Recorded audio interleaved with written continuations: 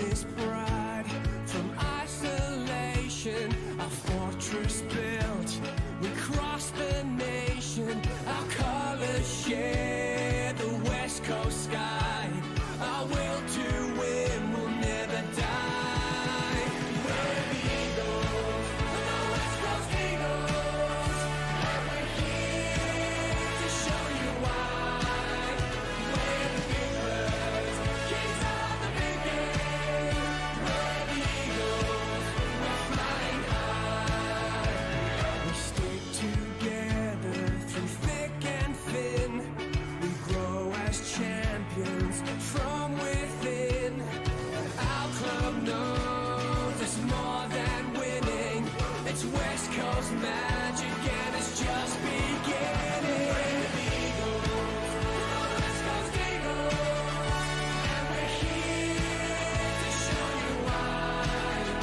We're the big birds, kings of the big game. We're the Eagles, we're flying high. We're the Eagles, we're flying high.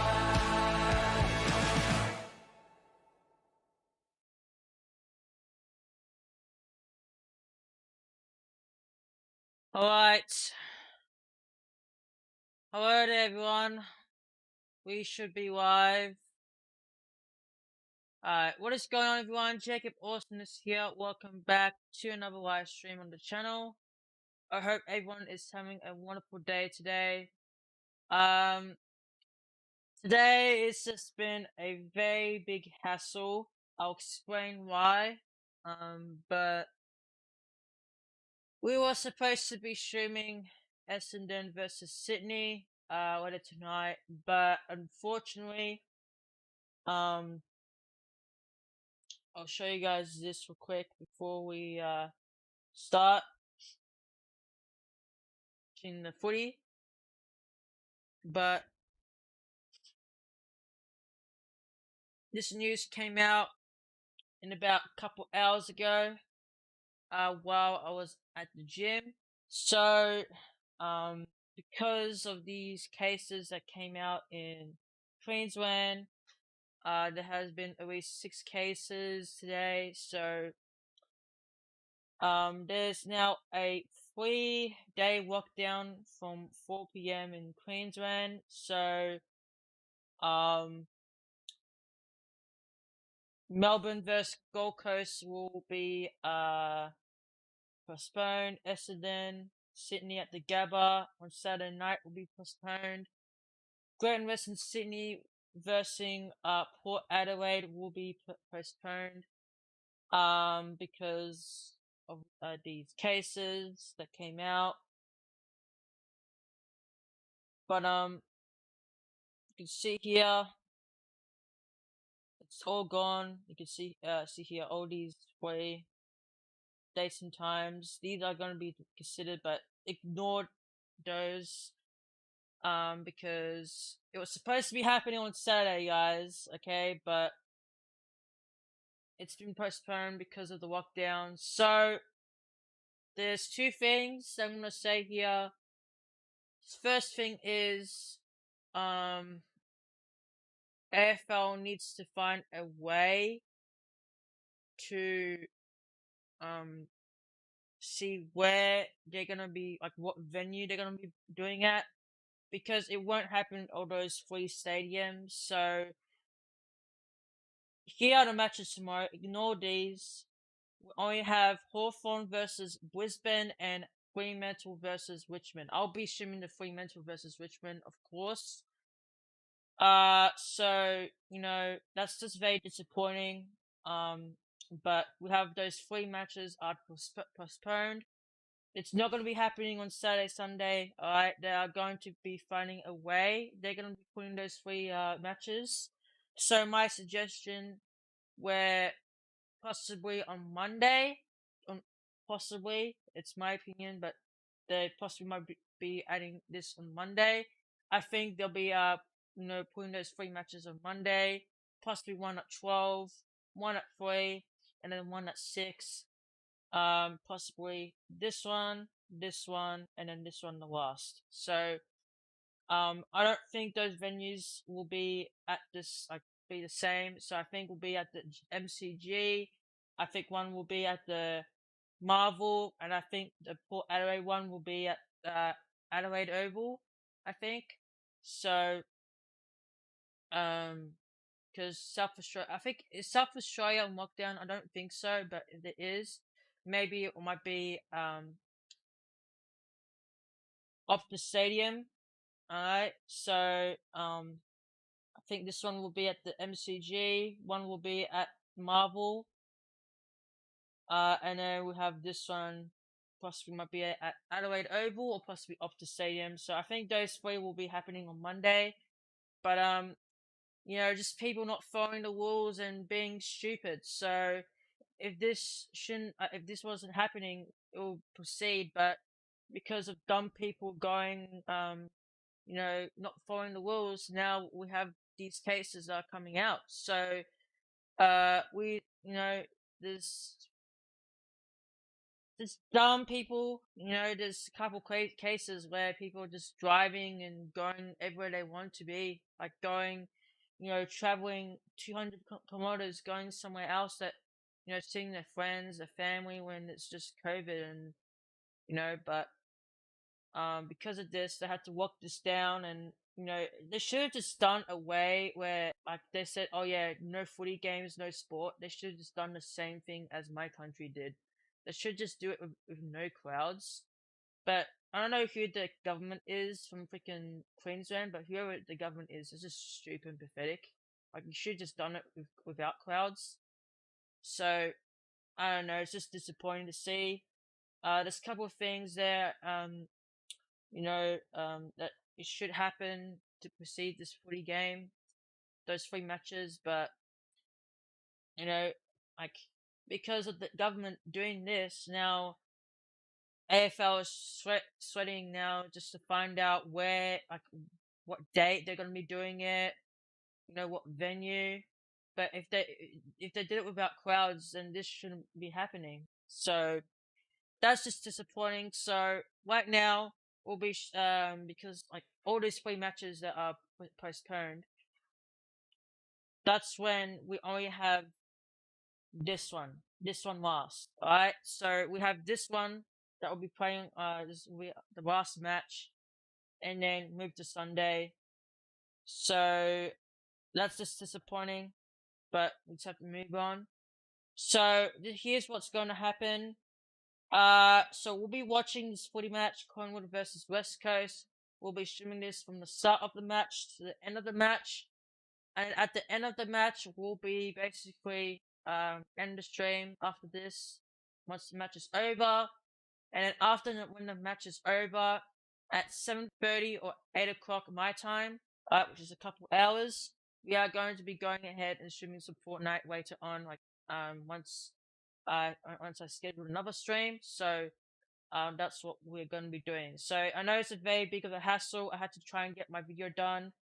It's done. It's just converting to 1080p now. It's actually done now, so that's pretty good. But I'll do that in a second. But you know, it's very big of a hassle. But let's go ahead now, guys.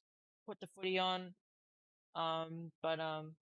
Yeah, I'm gonna go ahead and just get everything ready, my video, etc., etc. And then have a shower and then enjoy the first quarter, guys. Who do you think will win? Needs them to jump on his coattails and this will be a bigger chance. 3 on the trot. They just might give everybody a shake come September. Thank you, Moon. Still no Luke Shuey, but apart from that, their midfield is fully stocked and now has a bit of footy behind them. Yeah, as we said, what's up, just George? with Yo having some continuity. Gaff comes back after a bit. Yeah, well, not comes back now, but has missed a bit. Kelly was the one that turned it on when they needed it most last week. I reckon that would have been heartening for West Coast supporters. So they're stacked. They go really deep. They're going to get. Yeah, we've seen this from this young Collingwood group. They are capable of serving it up, and they'll be really competitive for the afternoon. Jeremy McGovern spent a little bit of time in the ruck last week as they're still trying to work out what to do in terms of the backup for Nick Natanui. Will it be Oscar Allen, who kicked 5 goals last time? Jeremy Howe returns for the Pies, and he starts in defence. And we get things started with Nick Natanui against Grundy in the middle, and then Adams, who flicked it up to Grundy. So he gets the first meaningful kick forward. Elliott against Rotham. Size advantage for the Eagle. He got it towards the line, and Gaff decided to keep it in through Shepherd, and hoping to link up with Kelly, but that didn't quite come about. Some fierce tackling to get things started as they get a feel for the footy and each other. Duggan will hand it back to the umpire. He started in the midfield, spending more time through there. Maynard's got Darling, so it'll be a big match-up at the other end of the ground. Fashion it inside from Brodie Grundy.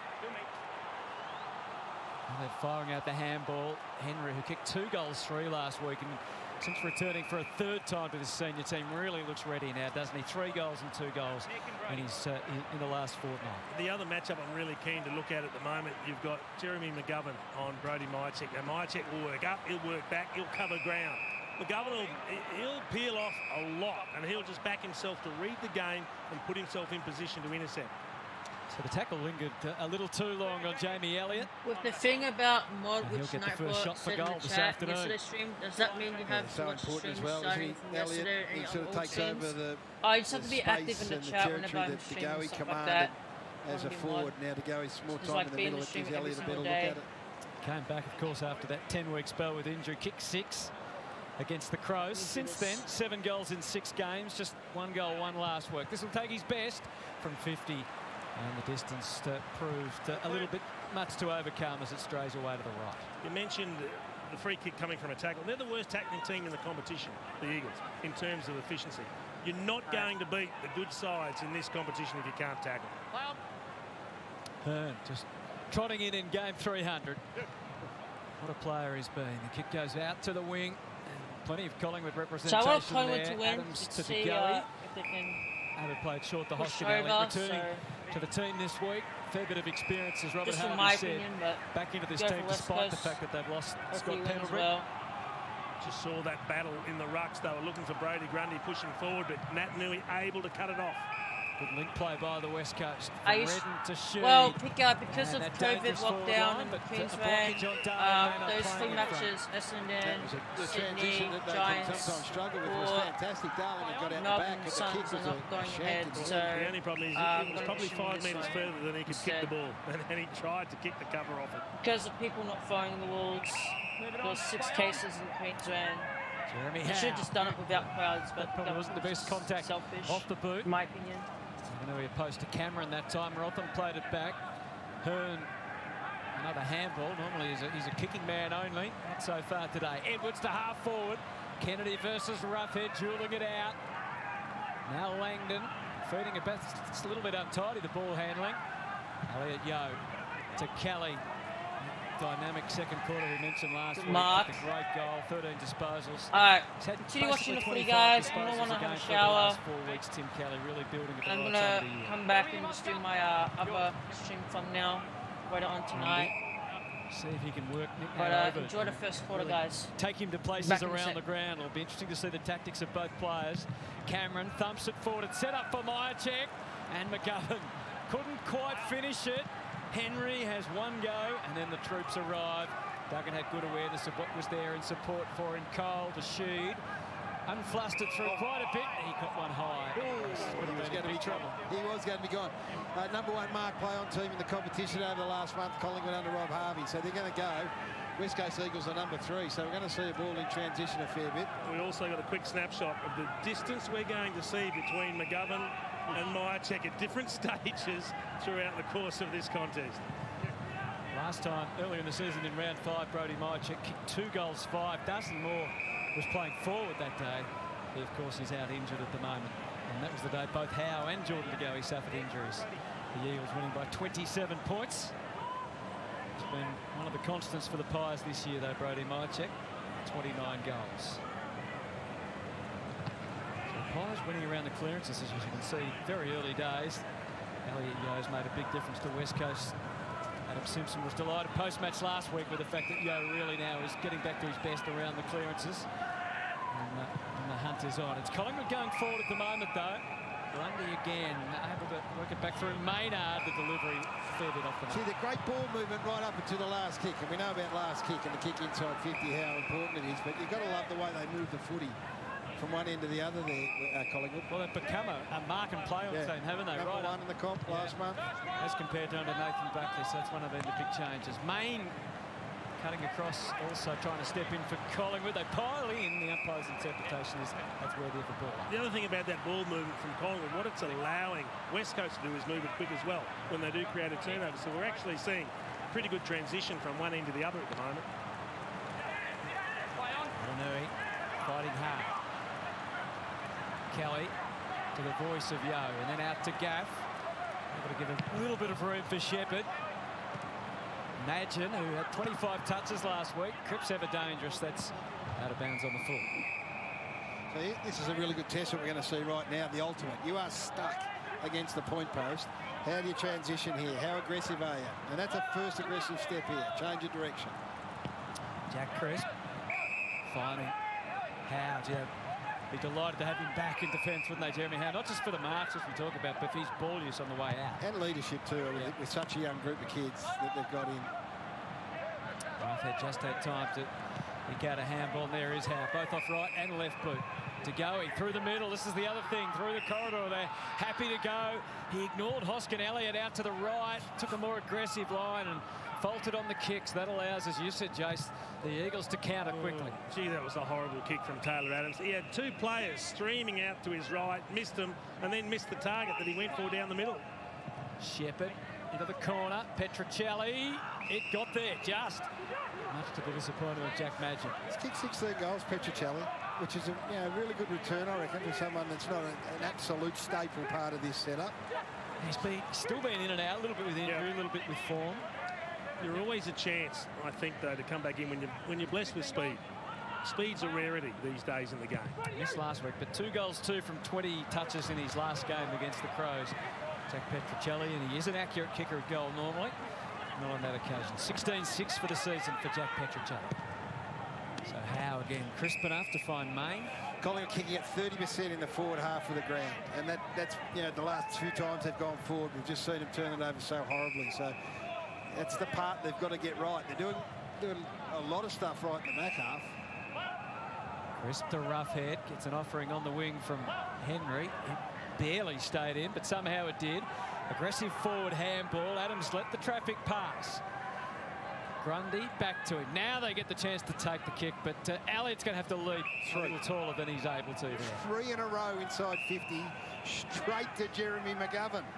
Which isn't making Brody Myercheck particularly happy, because he continues to lead up and he gets ignored or missed.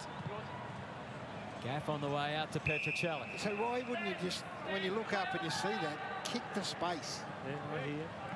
Or honestly, if you know that McGovern's going to sit off, why wouldn't you just look for Myercheck as often as you possibly can? I think you're also finding at the moment, guys, the midfield is so crowded and Collingwood are playing on it every chance that they're putting themselves under pressure. So they're just not even looking at what's up, and they're just kicking it blindly at the moment. I'm just feeling that the 3 big gun forwards that I'm working with this afternoon are just struggling a little bit. No, I love what they're doing, Collingwood. I love that they're taking the game on, they're moving it quickly, but the most important kick, the one inside 50, they're just failing badly. Tagawi weaving through purposefully, put Rusco under the pump though, and Cripps, that's part of his game that is outstanding, the tackling. Good lunge from Langdon. O'Neill confronted but found a way through West. In his 3rd game, he's impressed so far. He got another touch here as he works across the ground, and then through Rotham to the outside. Waterman up to meet it. One area where they still have some holes is their small forwards, isn't it, with the injury, and unfortunately Liam Ryan hurting himself last week. I believe Willie Rioli's back. He's training and getting standing ovations every time he touches the footy. You're training. Bit of a wild card, and Hearn doing what he's done so many times for his magnificent 3-hand game career, using the ball beautifully by foot. O'Neill tough to pierce a hole in that huge crowded forward line. Well, that was just too slow. I mean, you took your time, gave them the chance to get back and get in front of both Darling and Kennedy that were deep targets early if you wanted to pull the trigger. People, they're just looking for a perfect hit too much at the moment. So Myercheck leading up. That's one way for him to get a possession ahead of Jeremy McGovern, is get right up to the half-back flank, but Where to next? Noble to side bottom the boundary line as he saved it. Going back to that round 5 match, Collingwood kicked 5 goals to 1 in the first quarter before the Eagles piled on 12 goals to 2 over the next 2 quarters. Darling and Allen both kicked 5 goals. And the man that always seems to pop up against the Pies, Dom Sheed, kicked 3. It's the only good thing for Collingwood fans that there's no crowds here today. Shepherd. Adams left in a heap behind. Darling versus Maynard. They duel it out again. Now Rusco, who's found a home in defence over the last few weeks. Hoskin Elliott. Elliott really asking a lot of him, telling him to curl the kick back. It's a great call, Hutto. He's running backwards away from the footy with Hoskin Elliott with the ball instead of trying to hit up and making that a much easier kick. I think you've got to take your hat off to Rotham as well, who took the space and read where the ball could go, where it could only go. Yeah, so Elliott's got to make a decision then, Jace, doesn't he? Do I keep going like this with Rotham having this superior position on me, or do I stop and try and change it up? Maybe cut back up the corridor, do something different, give him an option. Well, the Eagles' defence has positioned themselves beautifully. Duggan tosses it up. Darling had a great side on it. Nick Natanui is drifting back to the goal square here. Kennedy makes his lead. He ignored all of that and goes for Waterman tucked away in the pocket. So what's the better one? Waterman with an uncontested mark, 45 out on the boundary, or Natanui at the top of the goal square, 1 out with... Doesn't take a lot of marks, Nick, that, so maybe he summed it up, and he's a nice kick. Waterman's a very nice kick of the footy. Take his best. 12 goals, 7 in 12 games. Back last week, a big bag of 4 in the waffle. Got him back into the team. He kicked 1 goal 3 last week from 16 disposals. But it is normally a beautiful kick of the footy, not so there. The sound of the empty seats. Climb the fence and get that one for us. Quick kick in because Roughhead had got himself clear. Didn't quite get a run of the footy. Main and Noble on the tidying up job. He wanted to kick the ball to the interior, but he ends up going down the line where the Eagles were still pretty well placed. Andrew Gass had 9 possessions. Will Hoskin Elliott was his opponent for the first 10 minutes. He's wrapped up 9-2. I think he's been relieved of the duties at the moment. Kennedy tries to lift up. He had a couple of substantial obstacles in his way. It's a free kick going to Kennedy. Maybe against Jeremy Howe. Natanui's pushed deep again. Cripps couldn't quite. Quaynor for Main wanted to return it to him. In the end, he settled on to Goey, and eventually it does get back to Quaynor. Side bottom to Goey. Good hustle here from the Pies on the way out. This time by hands. Let's see when they can get a kick away. Well, maybe they will now. Thomas back to side bottom again. I think that's about a dozen handballs in a row. McRae will be the kicker, and he spotted Noble. So they've crept forward well. Is there one more to come? There is. Drifting down to the pocket. Hoskin Elliott, the natural leap. And they've pieced it together all the way. Finally, some good vision coming forward, Gaz. Terrific. I think it was McRae you called it. Hutto had great vision to the left side of the forward 50, basically opposite to the direction he was running. That's where Noble had pushed down into space, and he had an eternity to pick out what he wanted to do with the footy. So Will Hoskin Elliott should be able to just pop this through, and he does. Some joy at last for Collingwood. Well, if Andrew Gaff's going to rack up, he's on track for 40 plus, then this is what Will Hoskin Elliott's got to do the other way. I'm loving what I'm seeing about from the Magpies here. They're not being cautious. So sometimes those handballs haven't been absolutely spot on, but because everyone's on the same page and they know they're going to give it, they're all running, they're all moving, and Hoskin Elliott was able to push down from that wing there and expose Gaff in the marking contest. So it's an exciting brand of footy, Jace. Now, the sustainability of it is going to be the question, because we've seen it from Collingwood. In the last few weeks, they start well, and that's okay. You understand it given where they're at. But I'll tell you what, it's pretty exciting to watch when they go. Well, I like what they're trying to do. They're picking them apart with their foot skills, because West Coast aren't a great contested possession side. They'll give you space. They want to play in their own space as well. So Collingwood's taking advantage, and just they're dropping their eyes and looking for short targets. Grundy winning the hit-outs at this stage. Not a huge differential in the clearances. And we saw last night how misleading it can be. Natanui on the tumbling punt deep towards full forward. Howe on the job has really solidified that Collingwood defence already, Jeremy Howe. Main back to Grundy. He's got Noble ahead, or he decides to go by hand to Crisp. Good kick. Well, actually, it wasn't as good as I initially thought. Just a little bit too strong. And side bottom had it knocked away by Rotham. I think what Adam Simpson would like, they've been inside 58 times, the Eagles. They aren't always a big high inside 50 team, but they want to try and keep it in there a bit more. Want to try and trap it in, get some forward pressure and some repeat entries. It's coming out pretty quickly at the moment. They've won the inside 50 count the last 3 weeks. So that's a little better in terms of opportunities for their forwards. Madgen was reasonably cool, though the hand pass wasn't to his liking. Crisp able to tuck it under his arm, and now they can go. I'd go one step further, go and say the pressure's been extremely poor. This is what they've done all quarter. Collingwood just run it out. Yeah. And they get to the half-back flank, and then Madgen took a step too many. Well, that's what we know. That's what we want to see from an Eagles, and now they should score. O'Neill with a rundown, Langdon with a kick, Darling doubling back eagerly to goal, although Roughhead has him covered. Maynard not sure whether to stay on the mark or cover the short. Kennedy really could have got much closer to goal. It's going to drop for Darling, but just over his head. Made a bit of hash of it, Josh Kennedy, didn't he? He needed to move it quickly. He had Cripps popping on over the top, or he could have run right in. He just kicked off a couple of steps. Adams to Crisp. They're loving this possession-style game, Collingwood, though. Once they win it deep down back, they're being given so much space to find each other by foot or by hand. Ginnivan, who we saw last week for the first time. Jack Ginnivan, Bendigo boy, in his second game. The only problem, sorry, Huddy, the only problem is with it, Jace, is it's pulling the forwards right up. So when they do get from centre onwards, there's just really no numbers there to go to. Craig to De Goey, so they've got to buy a bit of time by hand, just shoveling it everywhere. They're mesmerising the Eagles, though, and they do get through to Henry this time. Side bottom, demanding it in the goal square. You've got to give it to your skipper. He does eventually, and that's 2 for the Pies. And some questions for the Eagles to answer. Well, the ability for Collingwood to transition from their defensive 50, certainly into their front half, but on this occasion, they did have someone to go to, because Cam Mooney's point was well made. They were lacking targets forward of the ball, but look, this is just exciting. Now, we expect West Coast to make the adjustment because they're a side who are going to play finals, and we expect now the adjustment to be made. But right now, it is all guns blazing for this Collingwood side. That's exciting. And what happens? It's infectious, so they'll go, oh, if I run, I'm going to get the footy. It was a very interesting decision by Rotham to leave side bottom and go towards Ollie Henry when he was never, ever going to get anywhere near him. I'd rather make him have a shot from 40 on the run than hand pass over the top.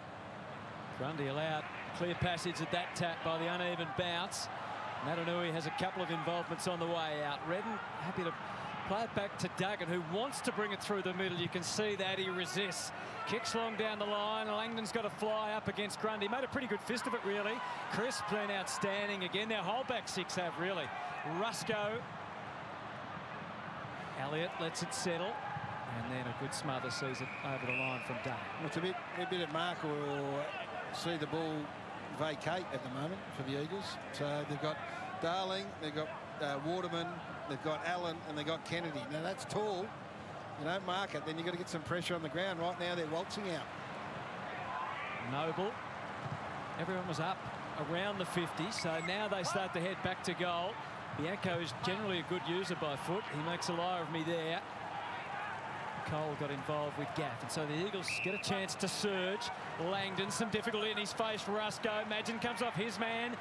Try and add numbers around the footy. It came Gaff's way. Sends it to full forward. Crisp happy to play in front against Allen. And he had support. The ground crew go to work with the handballs again. Adams to Madgen to Quaynor. And out to Bianco on the wing.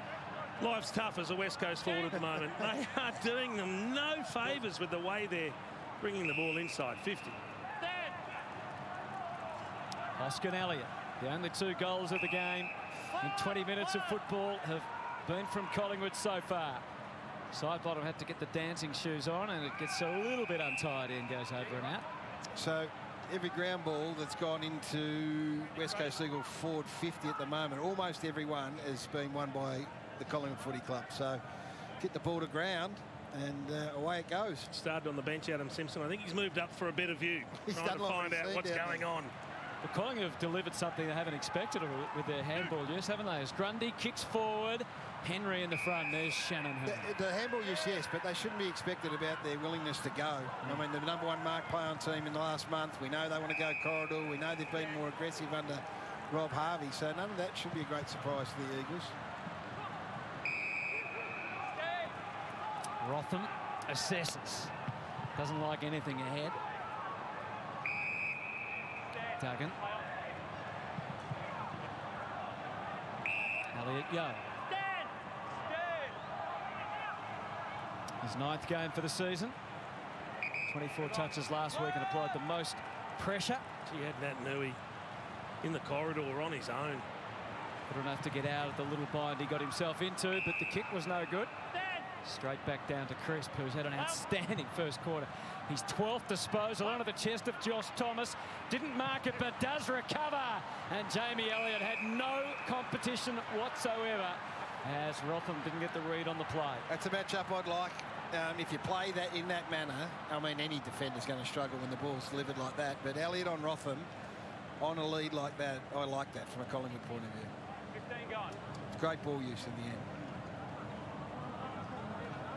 Now Elliott. Looking for his first of the afternoon. And to give Collingwood a 16-point lead. Well, the Collingwood crowd, if they were here, would be going crazy. They're not, so it's silence, but still it's a fantastic start. It just looks like the execution of a great plan. They've come out here with purpose, said this team will allow us to move the ball quickly. They'll sit off because they like to play an uncontested game. So we will get the opportunity, if we're good enough to use the ball, to hit our targets. And they're doing it at the moment, guys. They're making some mistakes. We know that because they're pretty raw and they're young. But gee, they're getting some opportunities.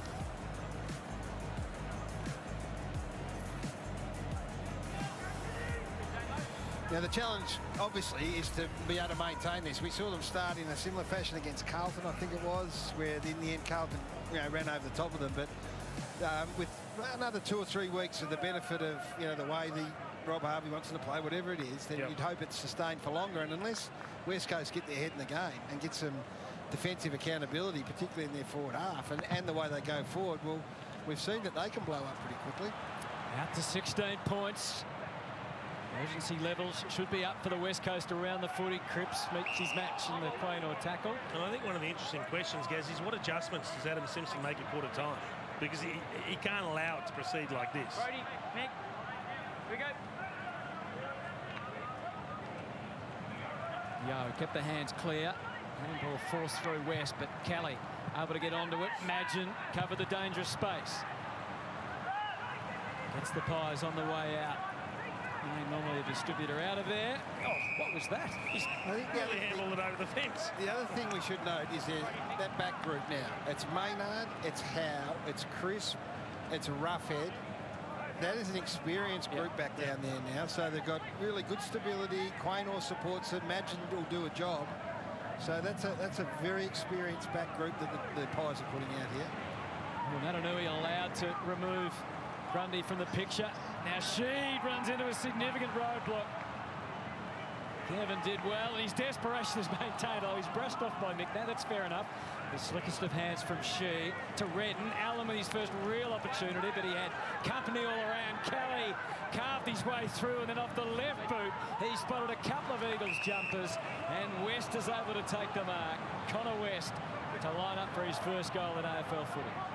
Well, they've been inside 14 times, Jason. That is just this, what's the third mark in the forward 50, but the first time I've seen them really just go off the square, go somewhere that was a little bit less predictable. Well, it required the class of Tim Kelly to navigate his way through the traffic and find a target. 22-year-old picked up in the mid-season draft, son of Robbie West, a former Eagle. Had a couple of chances previously to kick a goal, and he's missed that one as well to the right. Liked his energy since I picked him up. Bouncy, wants to be involved in everything, which is great to see. Good hair and mo as well, Gaz. Nice hair, Anthony. Yes. mention that round, Jason? That's just me. Possession footy on the way out for the Pies. Maynard to side bottom. Let's see they approach here. It's a kicking game for now as they try and get their way out to the defensive 50. Holes everywhere on the way out. Correct. And look at the time that the ball user is being given to use the football. Correct weight through the middle too. McRae to De Goey and delivers onto the chest. Where is that? That's so easy. Exactly. That's a training drill. The lack of pressure and willingness to close down has been... It's not worthy of a side who are contending. But on the other hand, you've got to take advantage of it. And Collingwood are. And it's great to watch. So the ability to go inside 50 compared to what it was in that first 5 minutes when they were kicking it down McGovern's throat. The change that they've made halfway through this quarter has been excellent. Jack Ginnivan now, the 18-year-old. He too looking for his first goal in AFL footy. His second game. A few tricks which we saw him apply last week, but this is just a straight drop punt, and it has the carry, and look how much it means to him. What a way for Collingwood to finish off this first quarter. They've kicked 4 unanswered goals, and the latest of their youngsters and hopefully young stars being unveiled in the last couple of weeks has kicked his first goal in AFL footy. You asked Adam Simpson, let's back over it. Have you turned the corner, Jason? And the answer was? He said, not sure. I'll tell you in a couple of hours. I think he can tell us now. They haven't. They haven't. Now, we spoke about pressure gas, and that looked like a training drill. Now, they're an average pressure team at the very best, but over the last month, they're ranked 17th in the competition. That's not the sort of characteristic that suggests this team's going to have any say come September. And if you can't defend ball movement like we're seeing here, then you don't deserve to be involved. Look at this. From the back half, and it has been put on a clinic so far. So dying seconds of the opening term, which has belonged to Collingwood. That might just about do us for scores. And that won't worry the Pies fans too much because it's their quarter. It's meant to be a celebration for Shannon Hoon, his 300th game. Well, it's a nightmare for the Eagles premiership captain from 2018 so far. A lot to like if you're a Collingwood fan, though. They've kicked 4 goals, won 25. The Eagles with some chances, but just 4 behinds to show for it. It's Collingwood by 21 points.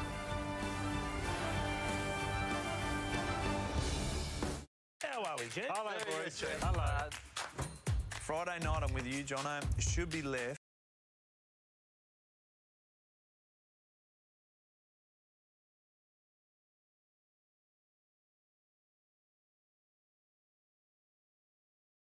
That's me. So, just getting changed. That's me. Just checking my stream. Sorry, my audio is low. I'm just getting changed, guys. I'll try and talk a bit louder. But that's quarter time. So very good game. Collingwood kick a couple goals, but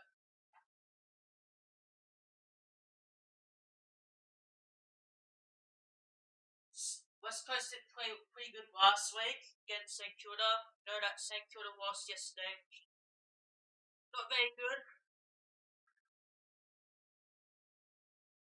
Surprised that Houghton did very good.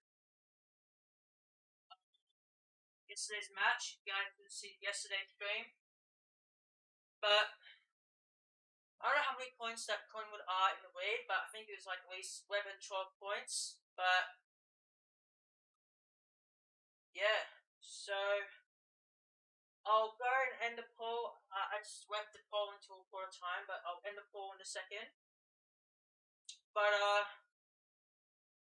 let me just go ahead and put deodorant on, and I'll be back in a sec.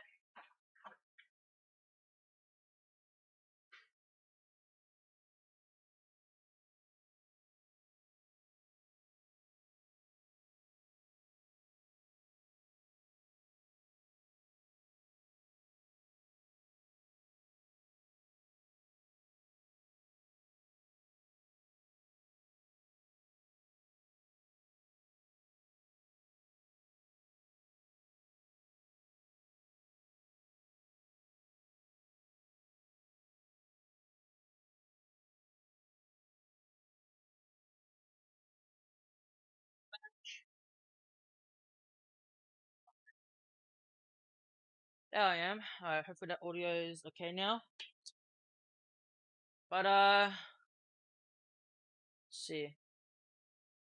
I'll show you guys the scoreboard. Just refresh. Alright. So Collingwood are winning by 21 points. Just a little bit of a recap, guys.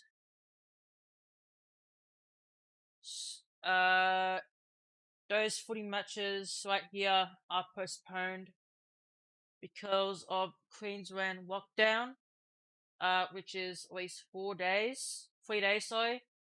So, you guys didn't see my tweets. I said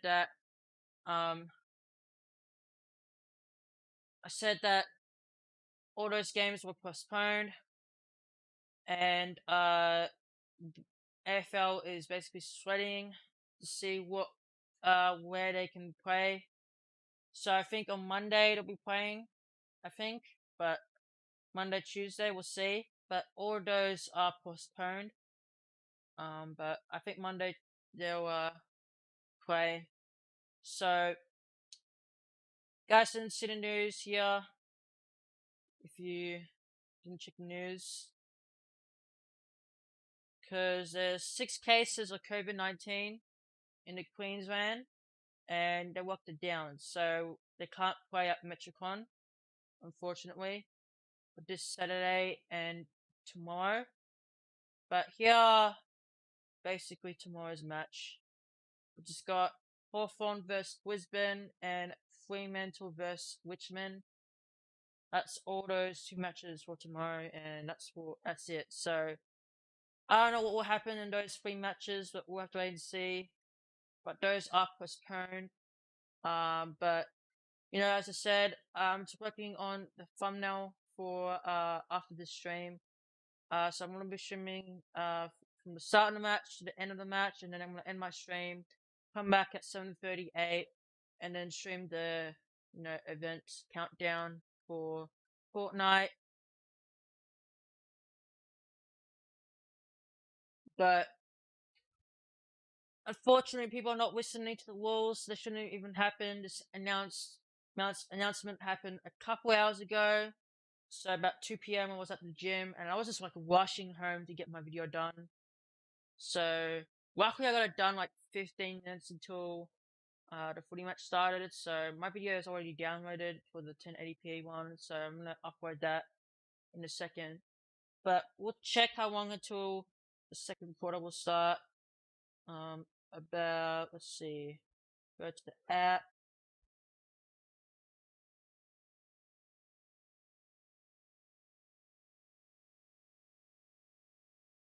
Bro, there's dogs barking at my house. Alright. Second quarter just started.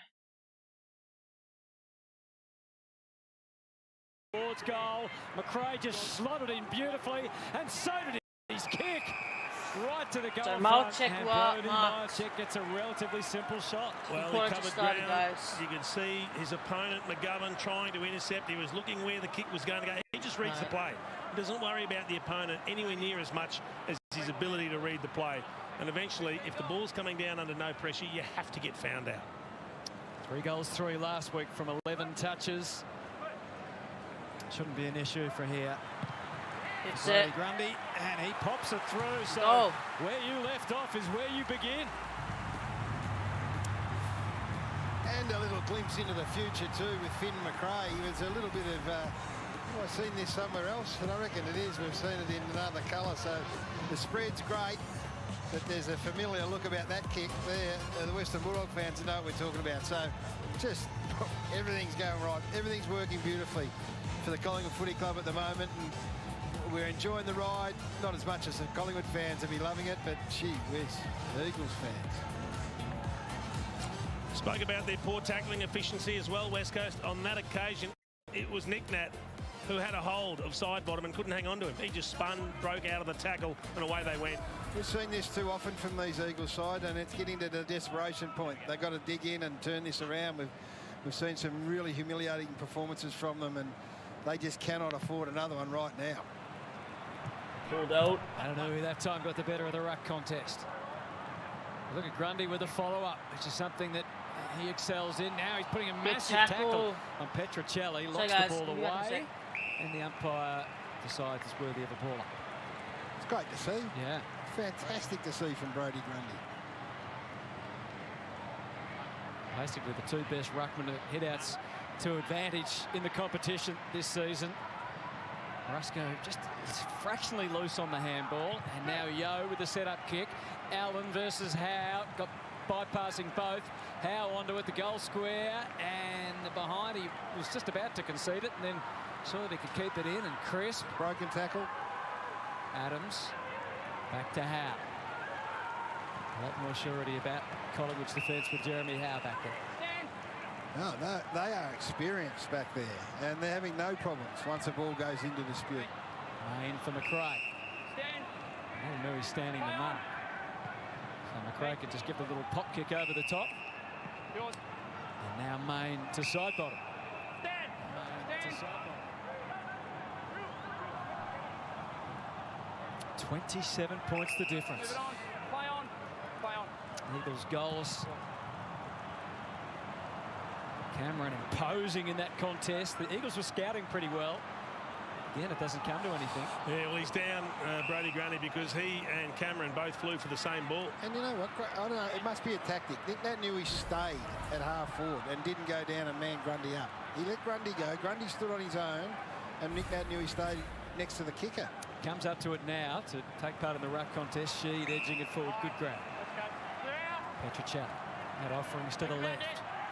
Darling says, just kick it long to me. I've got a one-on-one, but he has no interest in that. Going to work for a better angle. Edwards, who got an experience last week, didn't he? It's Max King back in defence. Sorry about that. McGovern. Challenging kick, really, and then he made it for himself. Look at the way Collingwood pushed up, drove him backwards, didn't give him time or options. Brodie Grundy just came off, Collingwood guys. medical staff rushing down the stairs to get the treat Brodie Saw Grundy. that. McRae, slight error, but the recovery was outstanding. Left foot kick, and Nick Naitanui, who doesn't take too many intercept marks. He doesn't take a lot of marks full stop. Good coverage, though, because Cameron was the one who took him deep, and this time when he went defensively, he went with him all the whole way. That's a better kick from McGovern to Redden. Some red muff from Noel for next stream. You guys will give me talk. Oh, handball. The umpire said it was a handball. And then in the back. So West Coast play. Ginnivan not too happy with that. Game number 300, Dado. They're looking to change. Versus game number 2. They're looking to change to try and get that familiar game of theirs going, trying to have a bit of possession of the footy, see if they can open up this Collingwood full ground press at the moment. Shepherd to Duggan. And that's come off the outside of the boot as well. Too hard for O'Neill, but easy for Crisp, and a driving kick forward onto the chest of Henry. He had an option deep, and he had one coming straight at him. And that's the one he chooses, and it's Jamie Elliott again. Gee, that was good.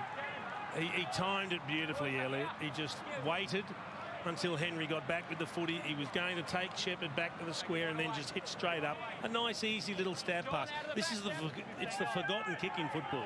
Is the little chip kick to a lead. Well, you know, he's got good strength above his head, but he is a good lead-up mark. Showed it there.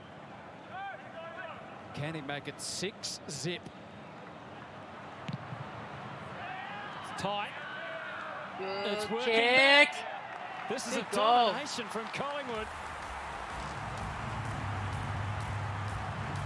And the Eagles have not got started. No, it's so good to see. Let's, from a Collingwood point of view, so the Eagles are in a bit of shock at the moment. So the last 2 times they've tried to come out of the defensive 50, they thought, let's go slow. Let's try and own the footy a little bit, you know, uncontested mark, chip it round. The first one ended up with McGovern kicking it out on the full, and the second one ended up on Crisp turning the footy over and coming back and hitting up Henry and Elliott on the lead, which ends up in a goal. So they are at a loss right now. It is. This is so good from a Robert Harvey point of view. I mean, I don't the speculation about coaching, all that sort of stuff. You cannot be many more impressed than this. This is a tangible change in the way they're playing. They've bought in, they're executing. The question now is what sort of resistance is there? And at the moment, there is next to none. The only thing on West Coast side is time in this match, isn't it? And potentially Brodie Grundy's availability. Well, the good news is Hutto is back up from being downstairs. He's obviously doing some run-throughs there, so looks to be okay. That is good news. 33 points is the margin. Taylor Adams already up to 15 touches. Chris 14 to go. That's his 13th, a bit forceful for Quaynor, but again, he just strolled through. Got disrupted on the kick. Cameron wasn't quite sure where it was. Nick Nat's busy jumping over everyone. And the free kick is going Collingwood's way to Taylor Adams. He's the man that's off and gets them started out of the middle. He delivers in the Mycheck direction. It's a bit heavy. Switching. And then McGovern, the next handball after that from Cole. What's switching? Pressure, yep. Anthony. This is as good a full pressure as you'll see. So there's a short back what's switching. Well, there's a few young names in there now. They just got no Say time what's and happening. space. The pressure's ferocious inside there, forward 50 Collingwood. That leans over the top. Cole towards O'Neill. Have to go back and find it. McGovern. To a one-on-one. Darling was over to Sheikh Maynard that time. Great mark. Now Collingwood have got an extra back. Oh, I'll turn off the audio. So they need run from behind, and that's what Shannon Hearn provides. Kelly. Trying to get it in for Allen, who got a clear run at the ball. Last minute spoil was good from Madgen. Denied the Eagles. Side bottom. This is where there was some insurance out the back. Quaynor. They're going to use the number 7 on there, getting a touch. Where's the pressure goes? No pressure inside that forward 50, Chief. Howe. Now Henry's going to be confronted from both in front and behind. Ball maybe just came out in the tackle. That's why it was no free kick. Good effort. Edwards and Henry. Edwards able to bundle it out through Gaff. Now Cole. Can he hit the mark inside 50? Allen and Kennedy both stunted in their efforts. Well, let's see if they can work something from a stoppage point of view here. Because they've been battling to try and find a free target, and the ball doesn't spend much time in there at the moment. Cameron comes at it. Darling, there's the man that can make a difference, but Kelly couldn't release the kick. So let's see who goes to Kelly now, because that was perfect. That was a beautiful thing to watch. See if they lock down on him. See the target again here. Adams' responsibility. Cameron with the tap. Yo made his move. Adams touched. Sheed scrounging it. O'Neill overran it. Thomas back to the wing. Back to Elliott. Edwards and Rotham there for the Eagles. A tug at the jumper. That's a free kick to the young Eagle defender. Did a good job, Edwards, just to get that hand in there. Went back into some uncharted territory. Game number 8. 200 centimetre, 20-year-old Allen. Can't take it. Darling tries to break through. He did with pretty good effect in the end, but Gaff was simply overwhelmed. No whistle. Interesting in itself. Side bottom, it's not a problem for the Pies. Now they go into handball mode. Shuffling it around. Whoever's there, just take the first option straight away. An open country on the wing for Bianco. Until his kick was disrupted by the smother of Shepherd. Duggan had his wings clipped, so it's still up for grabs in front of us on the wing here. Elliott and Kelly, and it's the Pies that prevail. Side bottom to DeGoey with a decisive kick. Henry's covered some good ground just to get back there.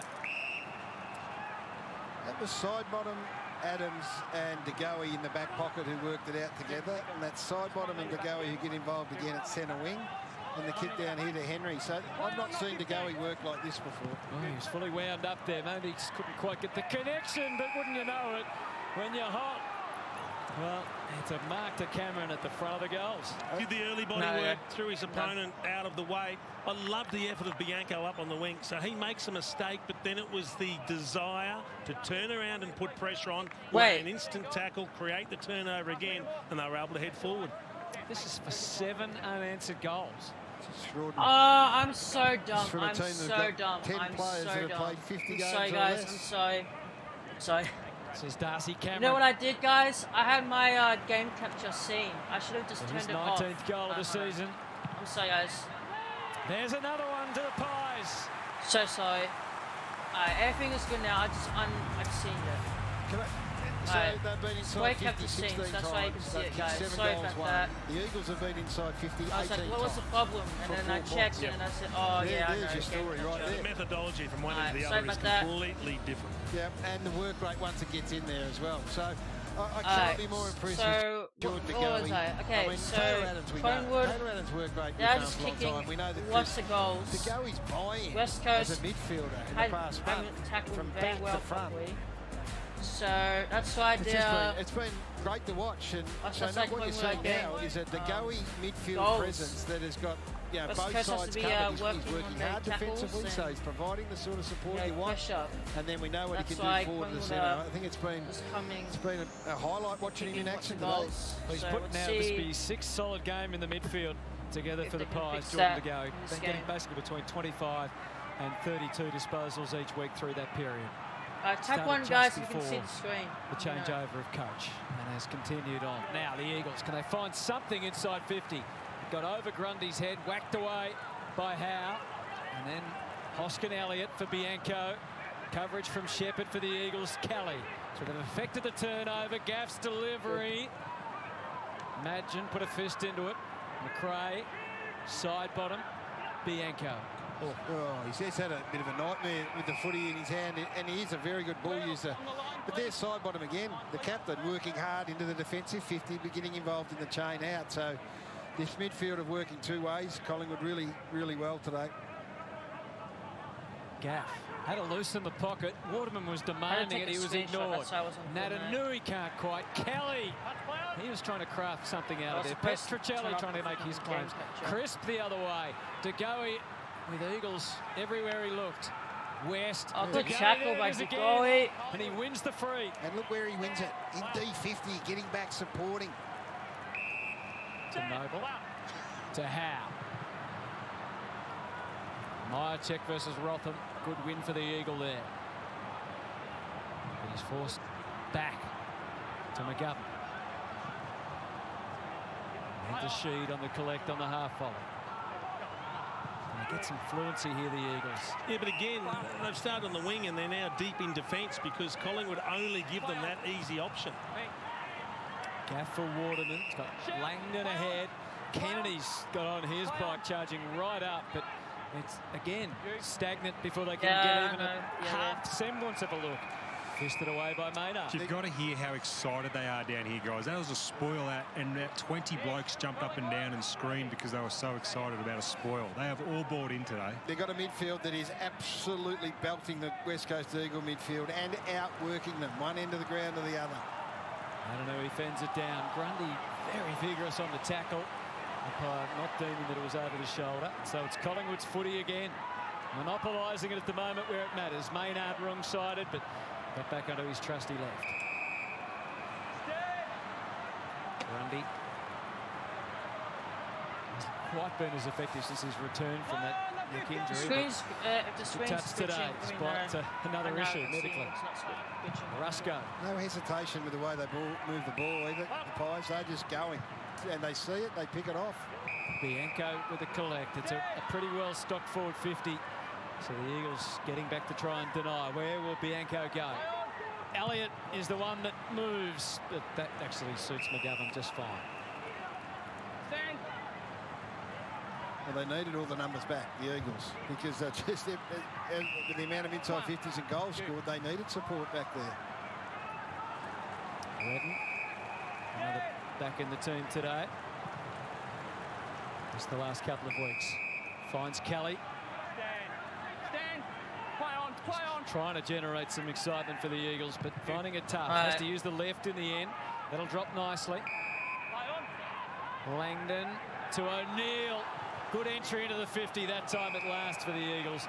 And Josh Kennedy will just get his third disposal in this game coming up. It's just about the first time they've found a hole in Collingwood's defensive structure and found an easy way through. And you don't need to even mention how critical this kick is from a West Coast perspective. Just to get something going. So Josh Kennedy, 35 goals, 17 for the season. 3 goals last week, all came before half-time. And that's a near-run thing. It's just the wrong side of the post. So they are still goalless through a quarter and a half. Stand.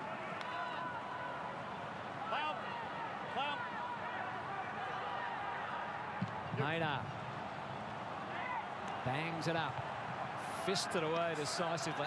They've put some horror performances Just together about this year, haven't they? A West Coast Eagles fan sitting at home in Western Australia watching this, and they're thinking Geelong, Yep, Sydney. Bulldogs at home. And now this young Collingwood side are slicing and dicing them. Like, Average losing margin of 37 points this year, guys. There's some real hidings in that. That's just... Maynard, What eyes are only West for the Coast footy. doing? you saw midfield numbers there for Crisp, who's had 19, Adams 18, to go 17, side bottom 16. Yo's had 6. Redden's had 9. Kelly's had 9. They've been obliterated through the middle. Great agility from side bottom and perfectly calm as he hits Myercheck. More offerings ahead. Ginnivan. Eagles do have an extra back in the hole, but he found a way Good kid, to put it in front of Henry. He's got a good set of hands. You've got to love the way he attacks the footy. And he backs himself.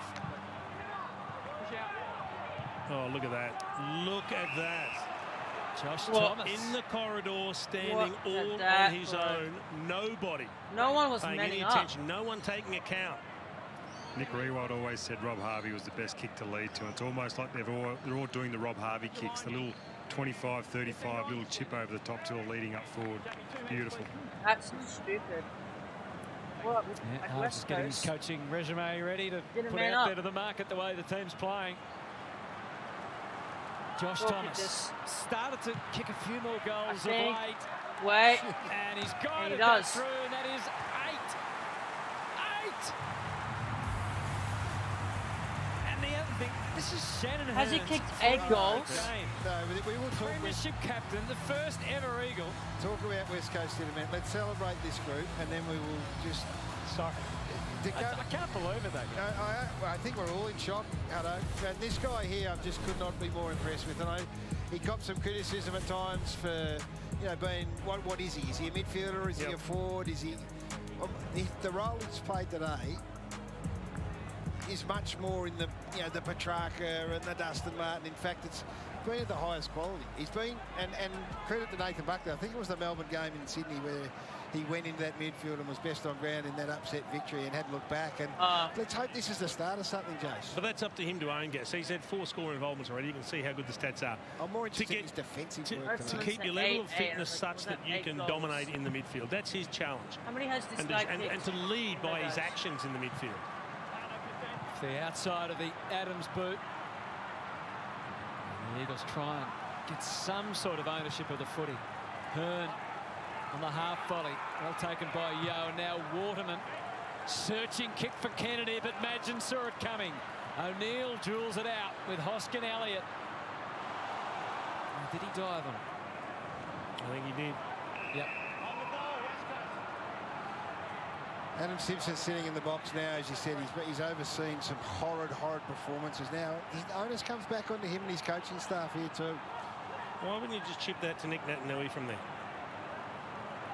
He's in the corridor 40 metres out. No one's anywhere near him. Now they finally come over and pick him up. It's almost like they haven't wanted to kick to him today. They've gone into themselves, haven't they? I mean, that run that Thomas, no one went and manned him up. They've all started to worry about themselves.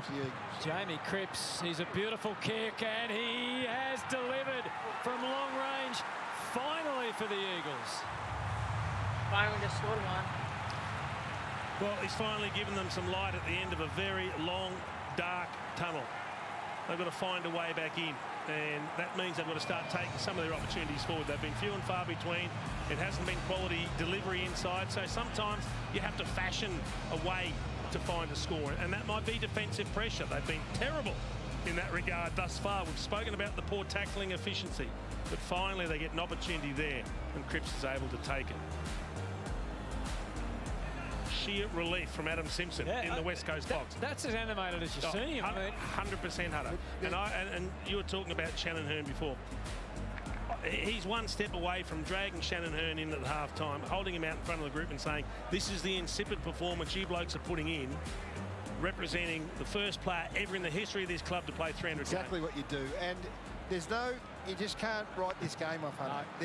Under any circumstances, they can't say, oh, it's just one of those games. They've got to find a way to get back into it. Well, they may be doing that just now. Natanui straight towards full forward. Kennedy fought the good fight. Cripps has kicked there first, goes the second time. Natanui kept them guessing. Not the best of handballs. Goes back in amongst it again. He's caught. And they have to tell themselves that this is a young side who have done this before, who have played with a heap of spirit, but they'll tire. We've got to bring some pressure, start to challenge their ability to find the kicks that they're being able to the middle. All those things that we've talked about, they are non-negotiable now. Their season's shot. The other element is the elements. There's rain forecast after half-time here, so a lead of, well, this sort of margin is so significant. Unless the Eagles can maybe get one or two back before half-time. Side bottom's quite clear at half-forward. Bianco leading across the goal square. Side bottom is going to try and put it on his chest, so he couldn't help but take the mark. Well, it started at half-back, a terrific kick into the corridor, then another kick into side bottom, and he turned and just waited until someone let it him. He forced the kick into the leader. It had to be perfect, that kick. How good was it? It's unbelievable. And just when you sense just this tiny little sense that maybe the Eagles are starting to dig in and realise the enormity of what's unfolding, and this is a beautiful comeback from the skipper, the acting captain, side bottom. He's had his issues today with his kicking, Tread Bianco, but we've kept our faith in him, and most importantly in front of goal, he salutes. It's a great counter-punch, because the counter-punch comes in along the lines of exactly what they've been doing since the opening bounce. Having gone into their shower, why would you, by the way? You gave up your first goal at the 20-minute mark of the second quarter, so everything points to you saying, no, let's keep doing this. And what about this kick here? And I know it's hard to man a mark when you've got to stand there. Just wonder whether Tim Kelly put as much work in as he needed to. Still side at bottom has had 11 disposals this quarter at 100% efficiency. Yeah, he looks like he's gone, righto, I'll take over from Pendlebury. He wants the skipper's band, I reckon. Give me the band, and I'm not going to rotate it to Howe and Adams. I'll take it for the... But he's had an indifferent year still. He's had his moments, but not as an... Invested's not the right word, but taking responsibility for the result, which he's doing today. 3 very important minutes for the West Coast Eagles. Kelly for Redden. It's a little bit of room to work. Scrappy again off the boot of O'Neill. And straight to the liking of Crisp, and they can click into gear again here, the Pies. Imagine. Look at Adams and DeGoey in the middle of the ground. To McRae, to Noble. Again, bit by bit, inch by inch. Not the best kick from Adams. McGovern to O'Neill. He looked back first and then thought, I better try and get some sort of advantage. Duggan got through a couple of tackles to the benefit of Yeo. Now Waterman at the extreme wing. Crisp on Cripps. Rusco on the way out. Neatly done to Quainer. The other thing is that this defence, which we've spoken about how experienced the Collingwood defence, they haven't relied on a team defence. They've taken responsibility for a man, which I've really enjoyed watching. Quainer identified Cameron. Eased onto the ball, back through the middle. Had to reach for it, Josh Thomas. Reeled it in. They've owned the corridor. West Coast have allowed Collingwood to own the corridor today. Another searing pass and another mark inside 50. And there's almost the final piece of it. Nick Natanui's been battling and struggling and probably been one of the few who could put his hand out. But it's almost as if Collingwood are saying, we've taken everything off you. Gaff and Natanui the last two. Let's see if we can shred them before half-time. The other thing they've done, I mean, it's 9-1, but a lot of the reason there as well is good conversion. They're finding shots from the corridor. They're finding good looks at goal, not from the boundary line. This for a 50-point lead.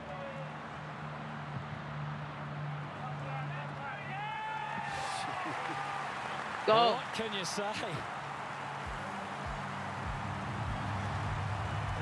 The only thing you can say is that if the Collingwood fan base was here today, they would be going bananas, and they will be at home, I know.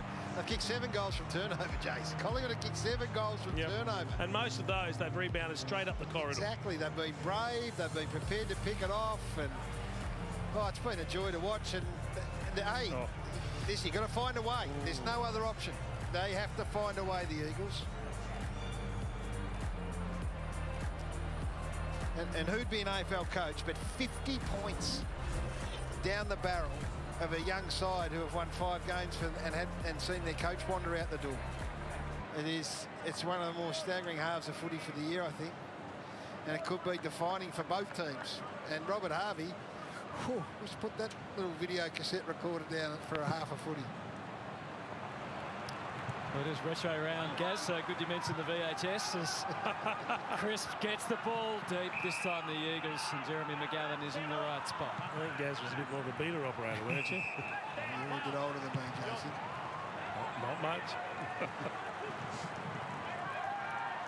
The flickiness of the bounce sets up another option for the Pies inside 50. Bianco back to Main, and then to go look on the edge of his toes. He's bouncy, he's ready, and delivered again. He finds the perfect option.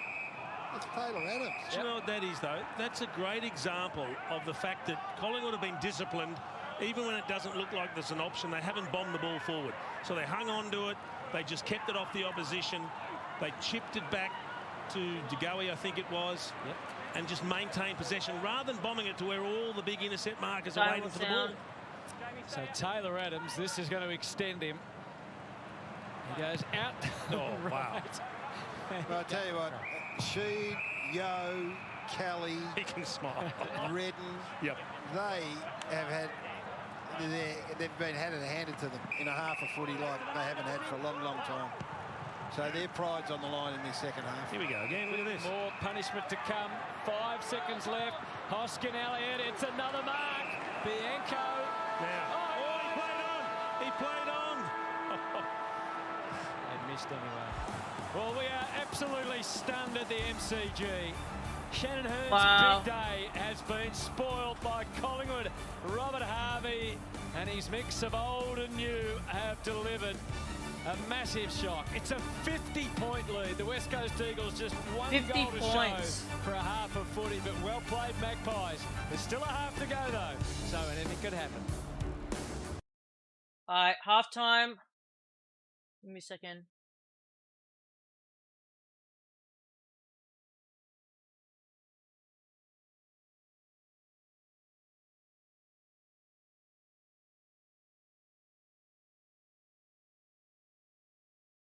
Let me unmute my audio.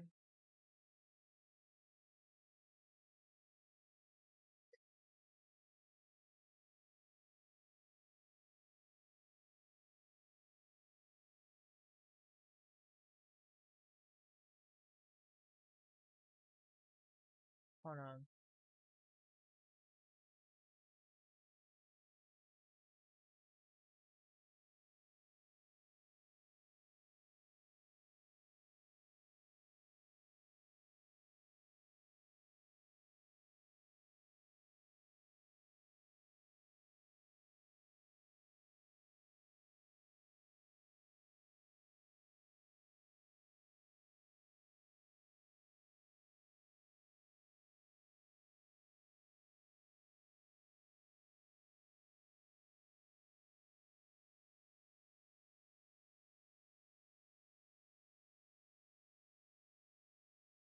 See.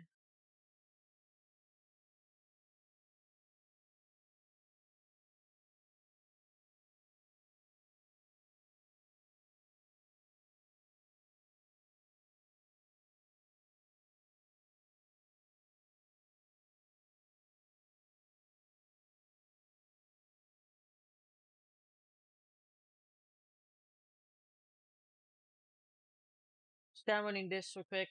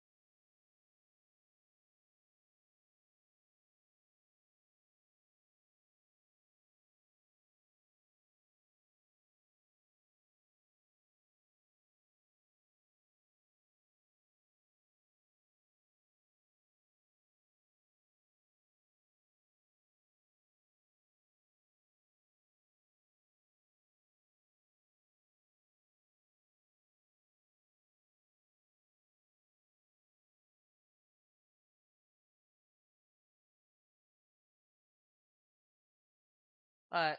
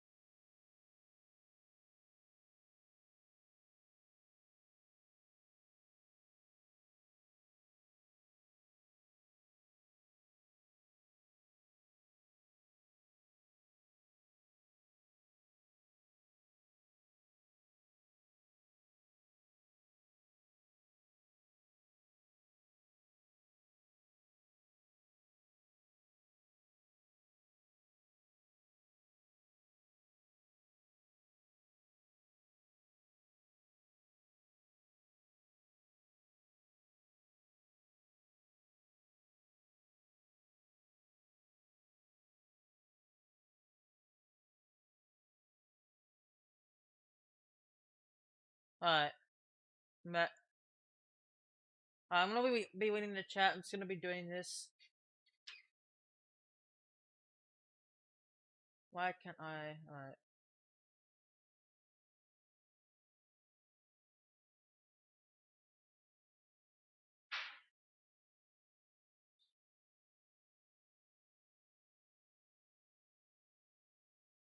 See.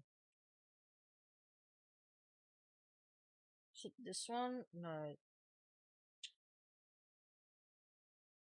This is.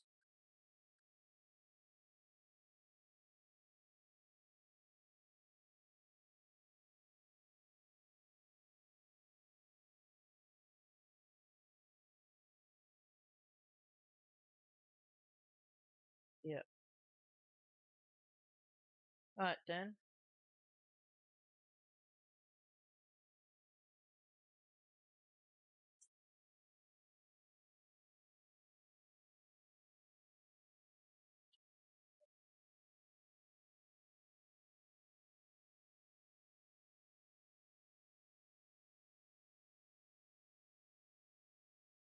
What the?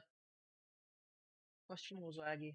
I don't know. You guys could say anything in the chat. I'll wait. I'm not gonna be like playing Fortnite, so I'm doing this.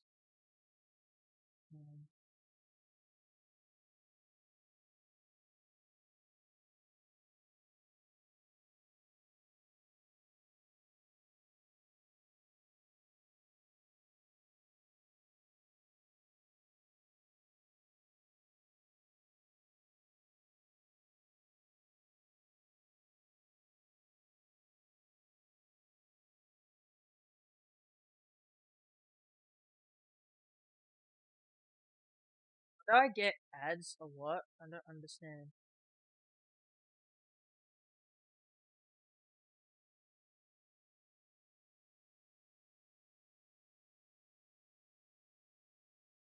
Okay, I'm not doing.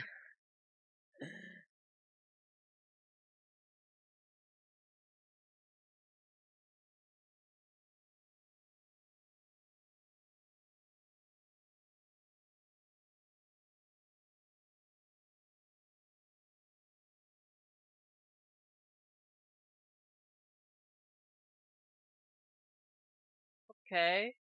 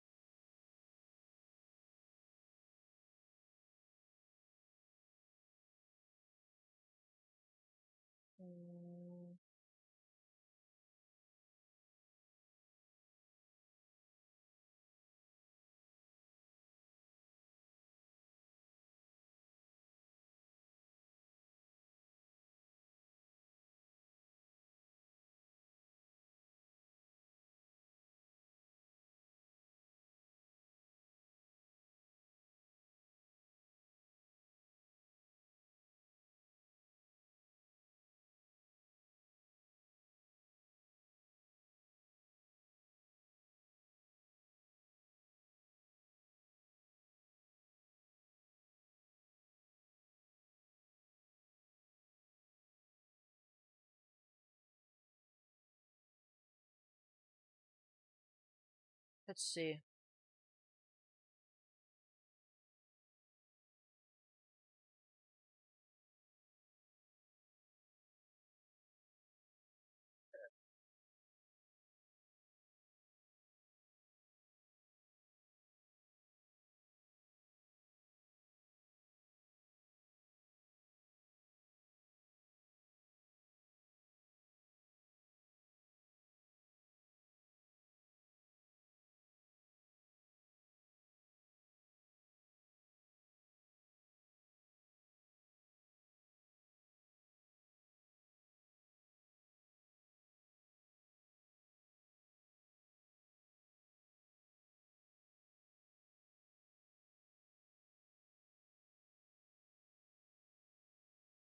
Alright, this is what I'm gonna do. I'm gonna do.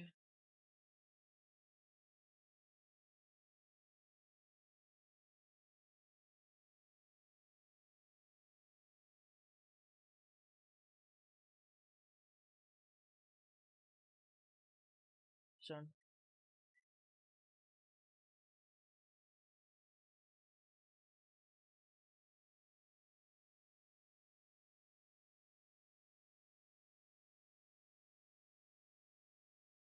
Never mind.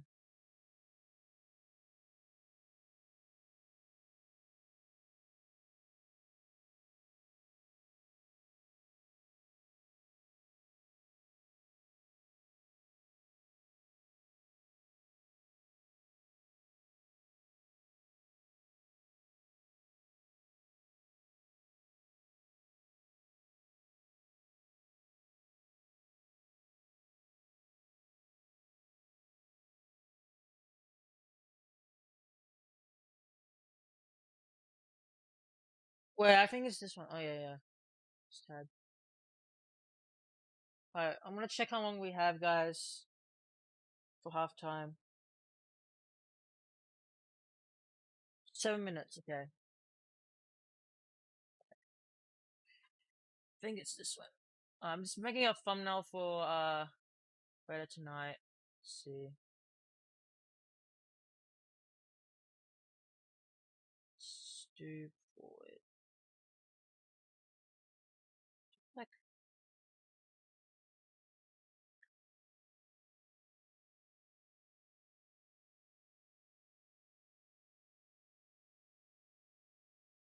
Alright. Do something this works.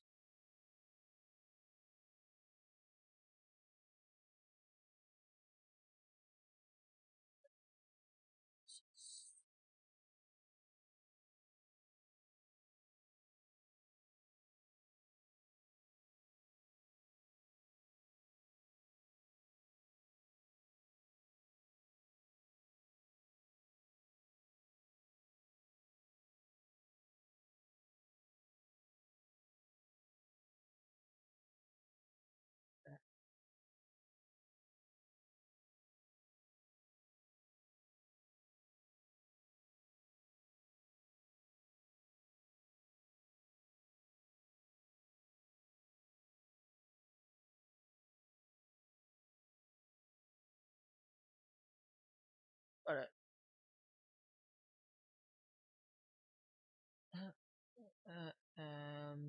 Alright, which one do I need? By the way, let me know if this is sick, guys. I made this. Let me see.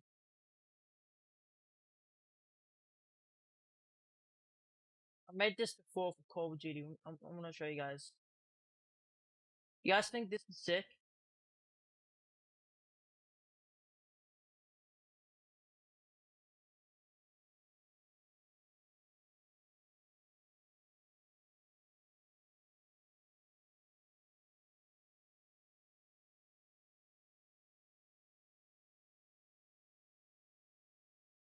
Let me know.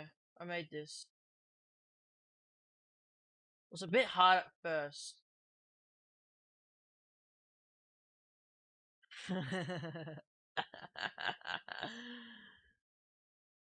Yeah, I made this, guys. I'm not capping. I made this a couple months ago. This was actually a very good thumbnail I made. I did make this. Cause I made this a couple of months. Like to be honest, like me and my friend made this. Like me, my friend, he helped me. Like he was at my house. Like we did it. But this was like very sick.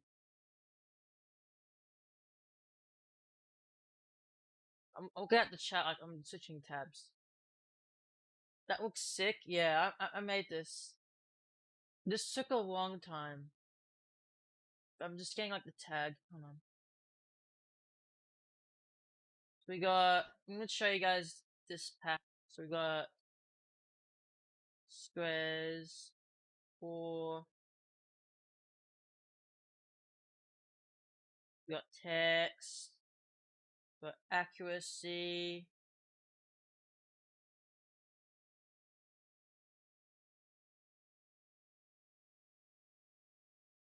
It doesn't get rid of it for some reason. We got accuracy. We got fire weight, range.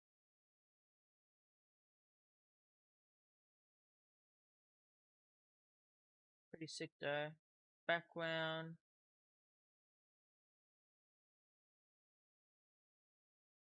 Colors. This is actually like very sick. But go back to my other monitor. Okay.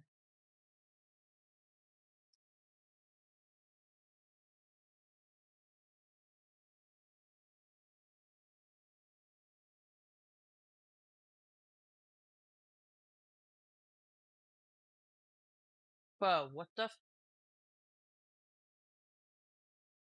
no. Undo, please, back. I fixed it.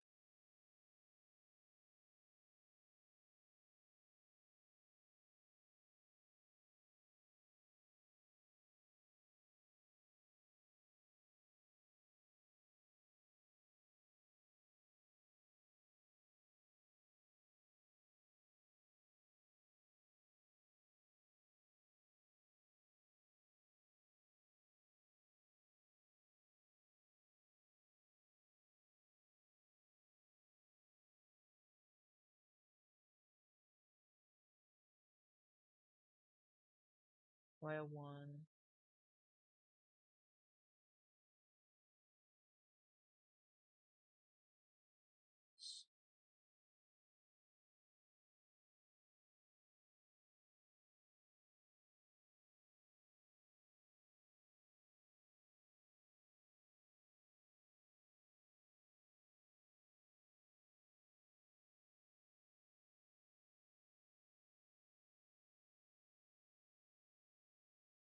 I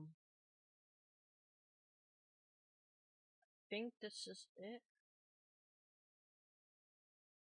Wait, this is wrong. Wait, what the fuck? Oh, I'm stupid. This one, okay. Just doing this for my thumbnail, guys.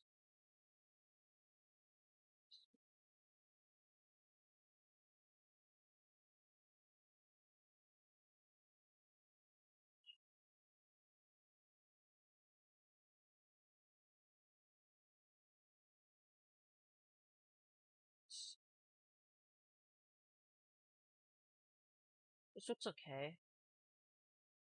Right. Just gonna make this a little bit bigger, the tad. What do you guys think?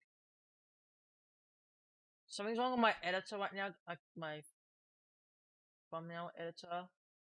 So the thumbnail I'm doing will be a little bit off because there's like issues.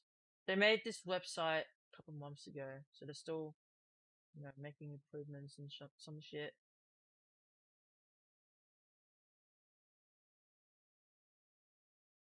Okay, third quarter just started, guys, so let's put back the footy.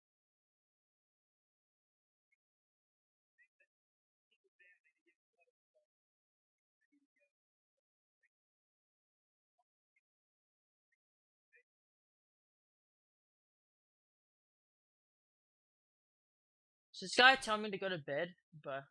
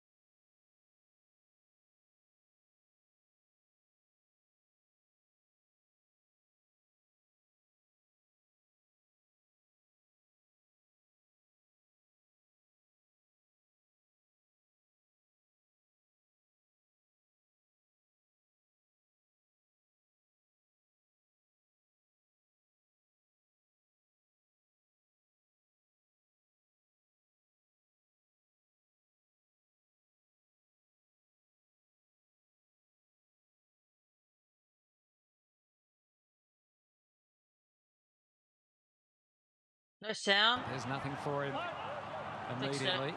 Takes territory. Kennedy had 2 to contend with in the air. Job done. Again, Nick Natanui was in the corridor then. They could have squared the ball up, but he doesn't call for the ball. You hear it now?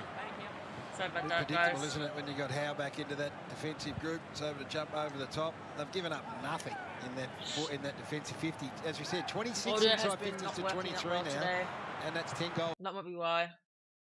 to 1. Holding Collingwood. Did that well, Brodie Grundy. Started behind Nick Nat and then burst past him to take front position and put the pressure on Natanui. 13th disposal coming up for Brodie Grundy. He had 27 touches last week. 5th best in his career. Time's up. Gonna kick it. So it's a little bit of a rush kick. Often disrupted and then follows up. Oh, basically threw that out the back to Shepherd.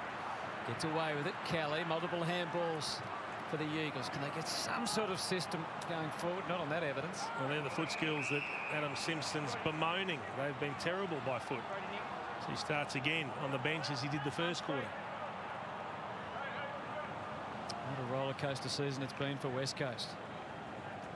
Won their last 2 games coming in against Adelaide and St Kilda. That was after that 92-point drubbing at the hands of the Swans down at Geelong.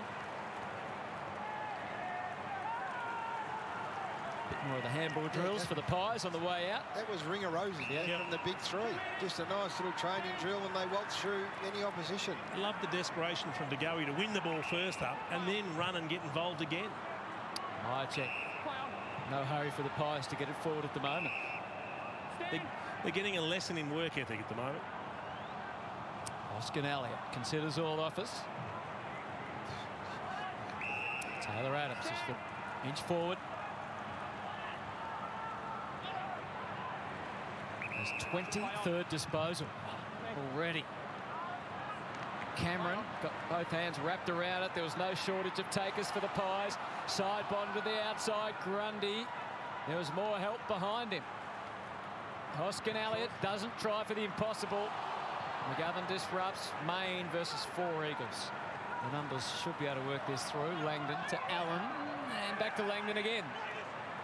So they get a clean exit. Cripps, the only real option. And he had his arm chopped. He thought he got all ball. Maynard. Just trying to contain his anger, wasn't he? It's going to be a slow transition, though, because there was a 5-on-1 right on the last line of their defence, which means they're outnumbered higher up the ground. So how good was Main? He put pressure on 3 of them and then chased the ball carrier all the way. their pressure's been fantastic when they've been required. Absolutely first rate. Darling had to work so hard just to put a spoil on. Crisp, Grundy, West, Yo.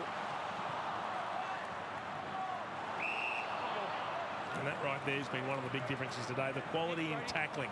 When the man with the ball has been there to be taken down, Collingwood have done it. Scott Pendlebury, wouldn't they love him out there at the moment? Well, they don't need him, and that's saying something. He's been their best player for the last 15 years. They don't need him at all. No, and he's probably sitting there going, oh, this is a bit easy without me. What's going on? Hearn, it was clever to Yo. Partially through the tackle, but couldn't do much with it. And they run aground again, and Collingwood are sending it forward with reasonably even numbers ahead. Just picking the eyes out of what presents itself. McGovern lays off Elliott. Elliott hits up. They hit up Elliott. Side bottom gets yet another possession because Kelly wouldn't go to him. Yeah, he was screaming for it down the line to Noble. Doesn't quite get it right this time. There's just no manning up through the midfield, guys. Nothing. Just all zoning off, not realising that these guys are going to hit these 20-metre kicks. Now it's getting to Hearn, who left it behind. His recovery was pretty slick, though. West knees it forward. Petricelli. Magpie jumpers all around him, suffocating the Eagles again. And look what it's created through the middle. The give was good to the outside. Crisp to Hoskin Elliott. The Eagles have framed up pretty well ahead. He's in the middle of the ground with his hand in the air and not one player's gone to him. I'm not seeing an attitudinal change from West Coast, guys. Collingwood have won the first 4 clearances of this quarter, and they're controlling the ball exactly as they did in the first half. And it can get frustrating for Eagles fans watching on the tally, but we're just telling you our view of the whole ground suggests that your team have not come here wanting to work. I mean, how frustrated would Adam Simpson be? He must be feeling totally helpless. Jamie, push out 5 metres, please. 2, you've got to be within 2. And on the other hand, what about this for Collingwood? Tagoe sits it up to the square. Grundy and Cameron, the tall timber, were everywhere. Underneath Thomas, Myercheck, Rotham, side bottom, McRae. Huge numbers, and eventually the Eagles do find a way out by hands initially through Sheed. Now Yo's right boot sends it out to the wing. Crisp and Cripps again in the tangle. He's done a great job on Cripps, Jack Crisp. Well, this much vaunted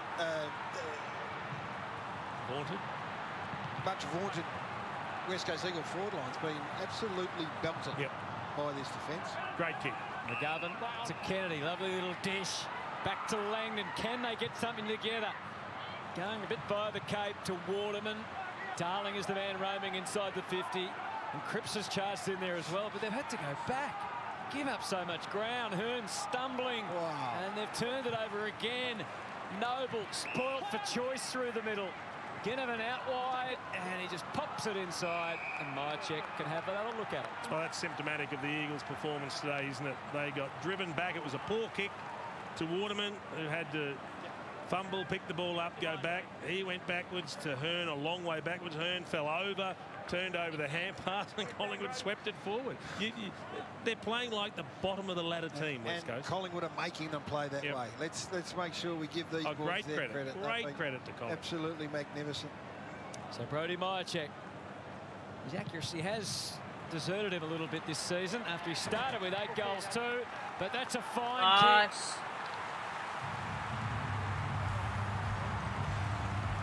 Well, you have to say we expected some sort of ferocity from this West Coast side, some sort of indication that they've got a pride in their performance, and they don't want to go down the track that they've been down a couple of times already this year, where they've walked away and lost a lot of respect in the community, the footy community, I think. But there's been none. There's been none at all, and this is due to a young Collingwood side who are just full of beans, who are confident, who want to work hard, and who are being led, I think, superbly from Sidebottom, who's playing like he's got another sort of shot at adrenaline and enthusiasm for the contest, with a whole heap of his boys just jumping on his back. It's been a brilliant game of footy from Collingwood. It's been as brilliant for Collingwood as it has mind-numbingly disappointing the other way. Cameron taking his turn down to Redden. So the Eagles get out. Fancy hands from Kelly. West had too much to take on, and he couldn't see his way through it. Well, they were out, and then they weren't. They were out, and they weren't because they just can't cope with what's coming their way. Corridor again, wide open. McRae with the kick into the fist. And that's just got there to Elliott. So that's 2 kicks from defensive side of the wing. A chip into the middle of the ground to a player all on his own who can turn, play on, and hit the lead up the corridor. First possession, people talk about, I don't care who gets hit out, I don't, where it goes, hit out to advantage, yes. First possession is West Coast. 4 seconds later, Jamie Elliott is shooting for goal from 30 metres out, directly in front. Midfield working incredibly hard, created the turnover. Let him run. Just need Elliott to finish it off. So Elliott from 40 out gets under it. And doesn't quite hold its line. I'll tell you, one group of supporters would be interested in that, and that's Carlton. With their win last night, they're 32 points. Their percentage is 94.1. This will... Pies are doing the Blues a favour. Well, they are. Yeah. They probably won't like that part, but it leaves the Eagles more vulnerable to those teams underneath, because the Eagles, as we said, have got 2 top 8 teams to play in the next 3 weeks. High kick out to the wing. It's comes straight under Ruska.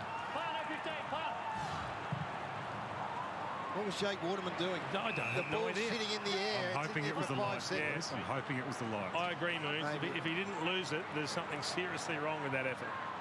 Because it looked like he didn't want to go out the footy. Yeah, but off the left and a curling kick. She takes the money. It's one of the few mistakes they've made, having the miracle shot from the boundary with 2 West Coast defenders back instead of centering it to a contest. Look at the defence, though, James. Yeah. No, There's been no easy outs for West Coast. no transition for West Coast. No easy way to go forward and get some confidence. And even the couple of times they've played on, the player with the ball is then under pressure, got to make a quick decision, and ends up kicking it long to a contest at best.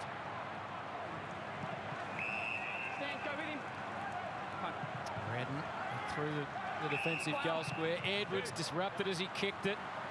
Wobbles, but finds its way to Jack Dahl. Tosses up the kick. Langdon, good use of what was around him, and I'm not sure he actually marked it, but maybe between his legs he did. Maybe as surprised as anyone. And here's the breakdown. Collingwood sitting back in numbers, not many targets to kick to. Kennedy's got a rise here. Tough one on Roughhead. Ground ball again. Ground ball won by Collingwood in their back half. Main tried to close out on Thomas, but the Pies, number 24, back in the team after a week of concussion, hangs onto the mark, loses his boot. They've honoured the lead to the footy, the hit-up lead. It's been really impressive from James, Collingwood. I haven't seen a defence get let up this badly in a long time. Just conceding marks wherever they go. And if they're going to sit off you, why wouldn't you keep doing it? It's been a disciplined effort. They're obviously given the instructions. Robert Harvey knows how he wants them to play, but for the players to come out and execute has been impressive. And that is a great reflection on Robert Harvey, who's got the job, the interim job, and he's been able to impact, been able to get his group to play the way he wants them to play. And in the first quarter, we're talking about the handball game that they employed. They had more handballs than kicks at one stage. Now they've had 170 kicks and 119 handballs. Yeah, uncontested marks are 94 to 58. So they've done it. They've just slowly unravelled them. They've been a painful unravelling for West Coast. Noble got taken to ground, and the ball was able to jar loose and get into West Coast hands. Kelly, there's offers through the middle. And Neil sent it with instructions via Yo. Nice little sidestep from Kennedy, but still had to go back. Won't go forward because it's the outnumber. She had to try and find a hole, and Waterman takes the ball. Had to be that good because Roughhead was just sitting in the hole in the corridor, so they didn't want to pull the trigger until Waterman presented wide. West Coast not doing very good Now, this if that's game, where you're guys. going to concede your shots from, you'll take Look at that the all points, day 11 as a defensive points. unit. He's kicking from Collingwood 50, a 69. couple of metres They're just inside playing the very boundary. good, Collingwood. Biggest Lots of comeback under Adam mistakes Simpson. from West 28 Coast. points against It's a Adelaide in very round 10, selfish game 2019. for West Coast. If you're a West Coast So Eagle better fan, stats. Sits at 58. We're halfway through the third quarter, and they've kicked one goal. See that, It West would be Coast some are just comeback. Waterman not playing very doesn't well take this it game. on. Just tees it up to the square. Through the fingertips of Kennedy. West runs it Gave it a headlong shot. into Quaynor. we've seen. So they tried to work out a plan there between Waterman and Kennedy. And Kennedy just signalled to him, it's a bit too high, mate, a little lower. But the idea was right.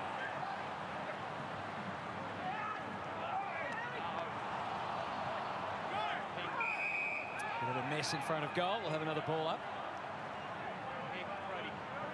Which coach is winning? Rob Harvey looks pretty relaxed. Simo looks a bit bemused, I think, and he would be. I don't think he can believe what he's seen today. Cripps trying to will it to come back. Well, maybe he can. That's what's the most disappointing thing. They've been inside 50 27 times. You've got a forward line that consists of Kennedy, Darling, Allen, Cripps, Waterman. You've got a midfield of Yoshi, Gaff, Kelly, Redden. You've kicked one goal. Beat Hawthorn in their only other game at the MCG this year. Didn't play here at all last year, the Eagles. 1-2 and lost 2 in 2019, including a win over Collingwood. So this uncontested mark situation is getting out of control now. It's 99 to 59, which again, so they haven't been able to, you know, be ferocious enough around the contest, and they are nowhere near ferocious enough, although they've turned it over here for the first time. West to Langdon. Can this build into something? Darling's hands were good. Kelly to Kennedy. And even that misses.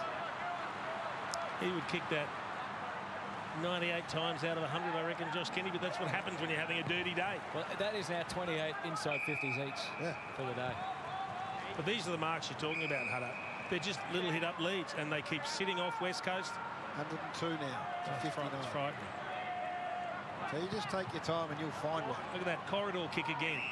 Player unmarked. Rusco. Corridor kick. Grundy thought about it. He ended up giving it to Rusco. Had his hands full with Cripps. Maynard. They just lauded how well they've been doing it. That's their worst passage for the day. So can West Coast punish them now? You need to stand on the line, please, John. And it's going to make it harder. Collingwood can get all the troops where they would like. Play on. Play on. Play on. You. All the way back to Rotham and then out the other side. Duggan. Possession 25 coming up for Andrew Gaff. 28 inside 50 is not a lot in this stage, but they've always been, well, they get by on efficiency. Once they do get in, they've been able to score historically, but... Well, Collingwood are scoring at 50%, but one in every 2 inside 50s. It doesn't happen. It's an ugly result. Clean grab, the clunk from Maynard. Cross to Crisp. 2 metres, 2 metres. The other damning assessment in all of this is that the Eagles have laid 22 tackles for the game. Yeah, well, we've spoken ad nauseum about their poor tackling, not just numbers, but poor tackling efficiency. The quality of their tackles is terrible. They haven't had 22 tackles for the match. And look at that number. That was at 143 in the first quarter when the alarm bells were ringing and the red lights were going off everywhere. It's gone to 141. I think we might have a goal. We might, but we might not. Let's wait and see. It looked like it was through from the Yo kick. Score review. Umpires calls a goal. And just please check if the ball was touched. That's a goal. That's a goal. Review Here come underway. the Eagles. Review complete. Looking at this angle, we can see the ball's crossed the back of the goal line before being touched. Decision on the scoreboard. One of the quicker reviews you'll ever come across. And the Eagles have kicked their second goal.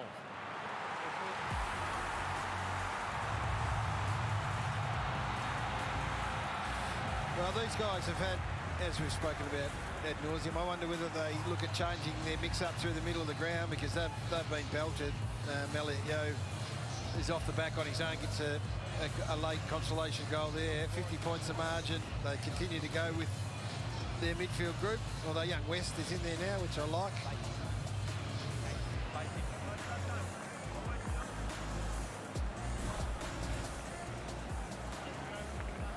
Had a disappointing day, I reckon. Been one of a whole group of midfielders who have been just smashed by the opposition. So these are the ones I mean, he's a proud player. He's one of my all-time favourite players. You just want to see the response. You want to see the effort. Just hasn't really been there today. It's back to where we were at half-time. West through the hands of Shee. And Yo happens to himself. There's one way of building the stats. Wobbles one for Kennedy. Denied access again. Howe and Maynard do their thing. Tough for Thomas. Cole had him where he wanted. Did it well off the pack. Rotham, that was way too forceful, and he apologises to Red, and the ball stays in. Crisp just got the hands clear. Mychek didn't need to take possession, which he realised. Roscoe probably let that hang in the air a little longer than he would have desired, but it all came good. Ginnivan about to be hunted down, tried to get through it, he got legged. So Langdon's got to make that tackle. Ginnivan didn't see him coming. I don't know what Langdon was doing. He's running to the back of Ginnivan rather than just squaring him up and laying one of those big tackles. And Oliver Henry comes off the next line to take another chest mark leading up. And how many times have we seen the lead mark inside 50 today for Collingwood? Couldn't you put together an amazing package of poor West Coast tackles? Where they've had the player cold, they've had the opportunity to hold play up, cause a stoppage at the worst, a free kick at best, and in the end Collingwood's taken the ball away, and now we've got another shot for goal. It was a beautiful kick to the lead. Scoreless so far today. Ollie Henry's been in the goals of late with 3 goals and 2 goals. And that's going to go the wrong side of the post. Well, Jace, Collingwood have taken 13 uncontested marks in their forward 50. Uncontested in their forward 50. Here's the missed tackle. I mean, that's... You square him up. Yep. And it's an opportunity to part and make a statement for the rest of your group. Petruccelli.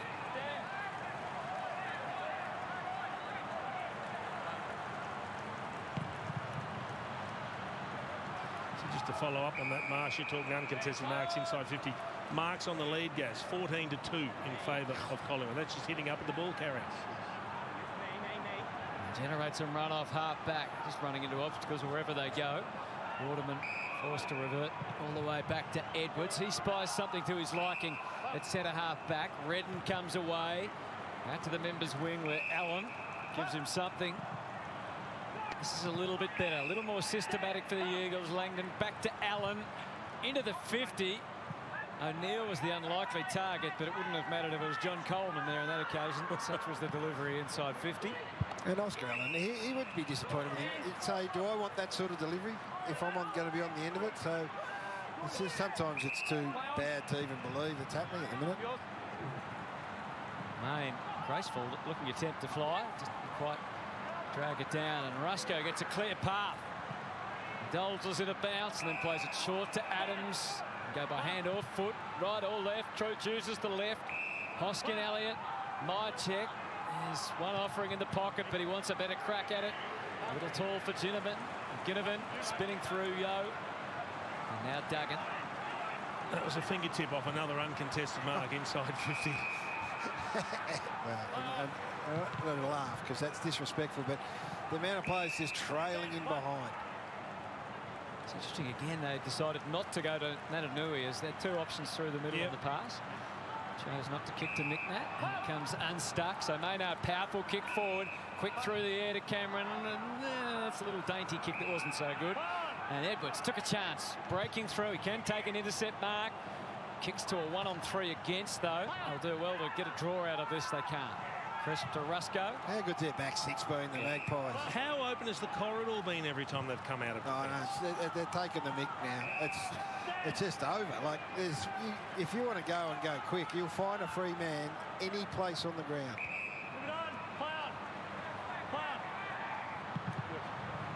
Mychek for Cameron. Natanui is there with 2 Eagles around him.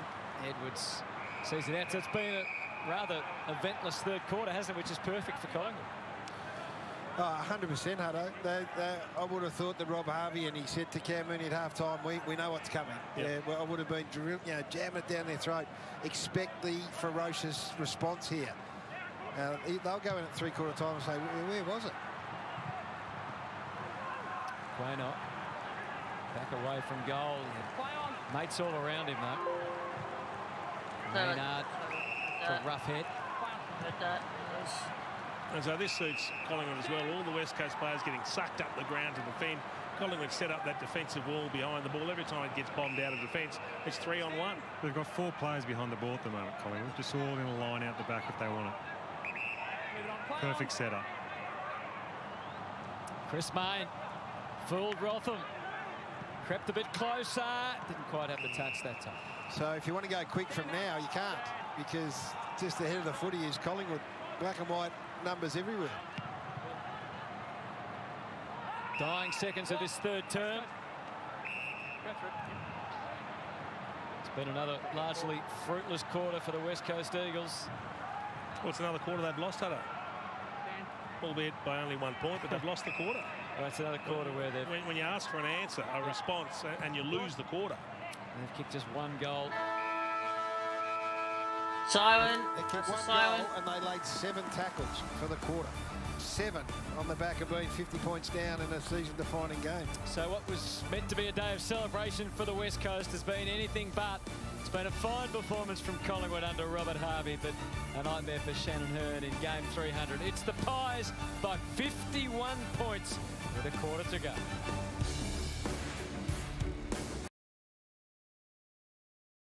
Alright, that's 3/4 time, guys.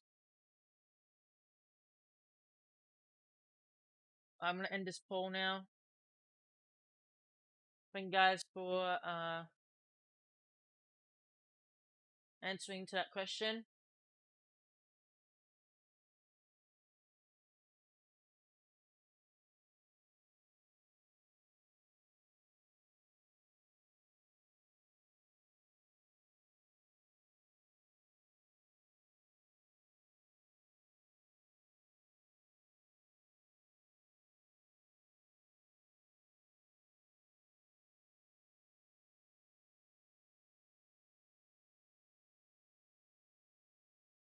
Alright.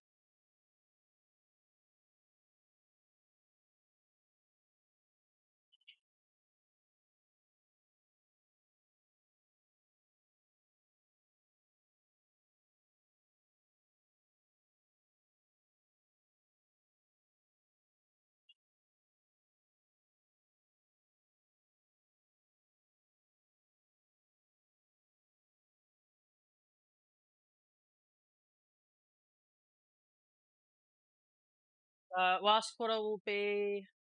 Let me check this in 1 second. 3 minutes. 3 minutes.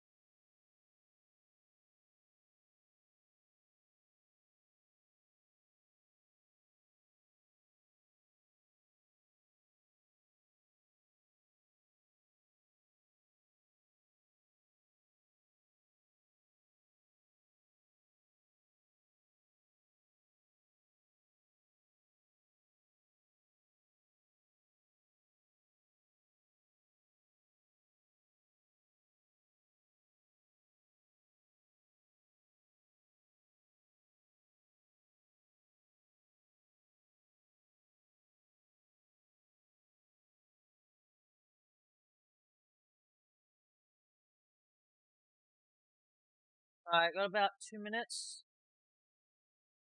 Go.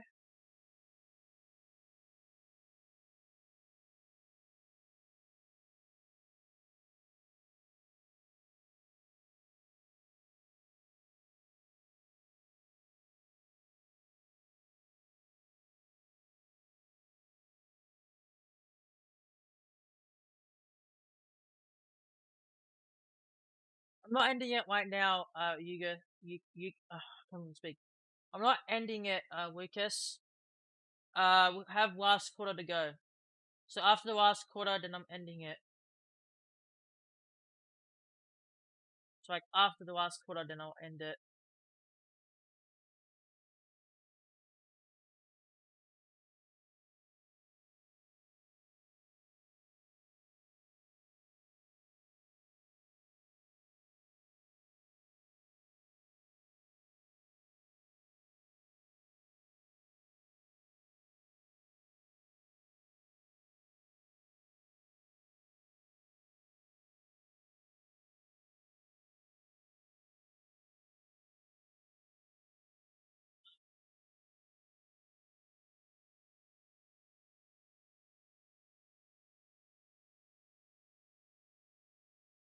Alright. Got about 43 seconds, guys, so we'll put back the footy on for the last quarter. They're not going to be able to produce this week in, week out. But what they are doing is giving us a glimpse of the future. Yeah, and it would be warming the hearts of the Collingwood fans who've been through a fair bit. It also makes you think of something we can touch on perhaps in this final term as to what the true horizon is for them as a prospective coach. Not to mention what it does for Robert Harvey's claims on either that or another job. Let's get down to Cameron Mooney. Well, guys, you talk about leaders. Jeremy Howe's the man, isn't he, down in that back half? It's great to see him back playing footy after a lot of weeks out of the game, and just slotted straight back into that position of being that leader of that back line. And you can just tell they love him down there, because the way they have handled that ball coming in, their intercept marking, the way they've controlled it, it's great to see him back. Yeah, most certainly is. Hasn't given us a Mark of the Year contender, though, Gary. Coming, Anthony. Time's running out for him. He's got some competition this year. So what have the Eagles got for us in the last? A high ball in from Gaff. Crowded forward, but Darling at last able to take a mark inside the forward arc. Well, if you just sat down in your lounge room, you turned the tally on, that's the sort of stuff you would have expected to be seeing. You know, the midfield winner centre clearance with the Nat Newey influence straight down the throat of Sheed. There's some width. Main gave Gaff some width, and then a contested mark to Darling. That was the script that we were supposed to see today. Kicked 5 goals against Collingwood earlier in the season. This for his first, which he steers at goal and just gets it through. Let's go. And that's going to be the conversation at three-quarter time. Adam Simpson, the West Coast Eagles, is what can we salvage from the last quarter? What can we actually take into next week? We've kicked 2 goals for the game, but maybe we get on a roll. We kick 5 or 6 goals in the last quarter and actually show a little bit of dare, a little bit of finesse, some better effort and some better conversion going forward. So Madjima's on Darling. Maynard has been with him most of the day, done a great job, but just got out-muscled there. Well, thank goodness from a West Coast point of view they've kicked a goal, because this was their lowest score at three-quarter time. 2 goals 7 since 2004. And a round 5 clash against Carlton. Probably enjoying not having Braden Maynard all over him, who's sitting on the bench at the moment. Back to 45 points. Manadui over the top. Kelly with the quick hands to Sheed onto the trusty left. Sends them herring after the ball. Petruccelli tried to bat it down for Gaff. Kano had other ideas. The 2 go at it again now. Crisp and Langdon squirting out in the direction of Sheed. Turn of the body to try and get past DeGoey, but it's hard to get past him today. Yeah, it's a good tackle because it stops the flow of the ball. They've won the first couple of clearances, the Eagles. They had numbers around the ball, but DeGoey tackled with intent.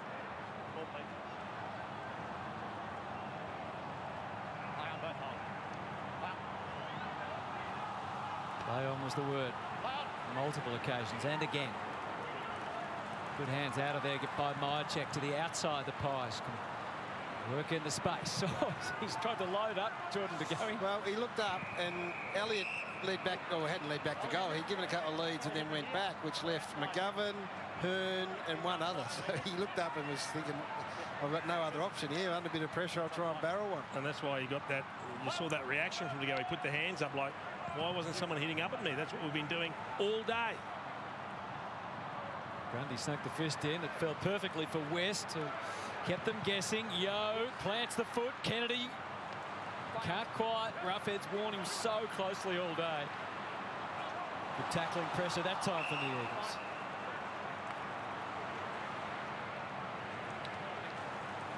Jack Madgen, been a good story for Collingwood. Been helped a bit by some of the injuries to stay in the team, but his confidence has grown at senior level. Had 24 touches last week, so 15 or so today.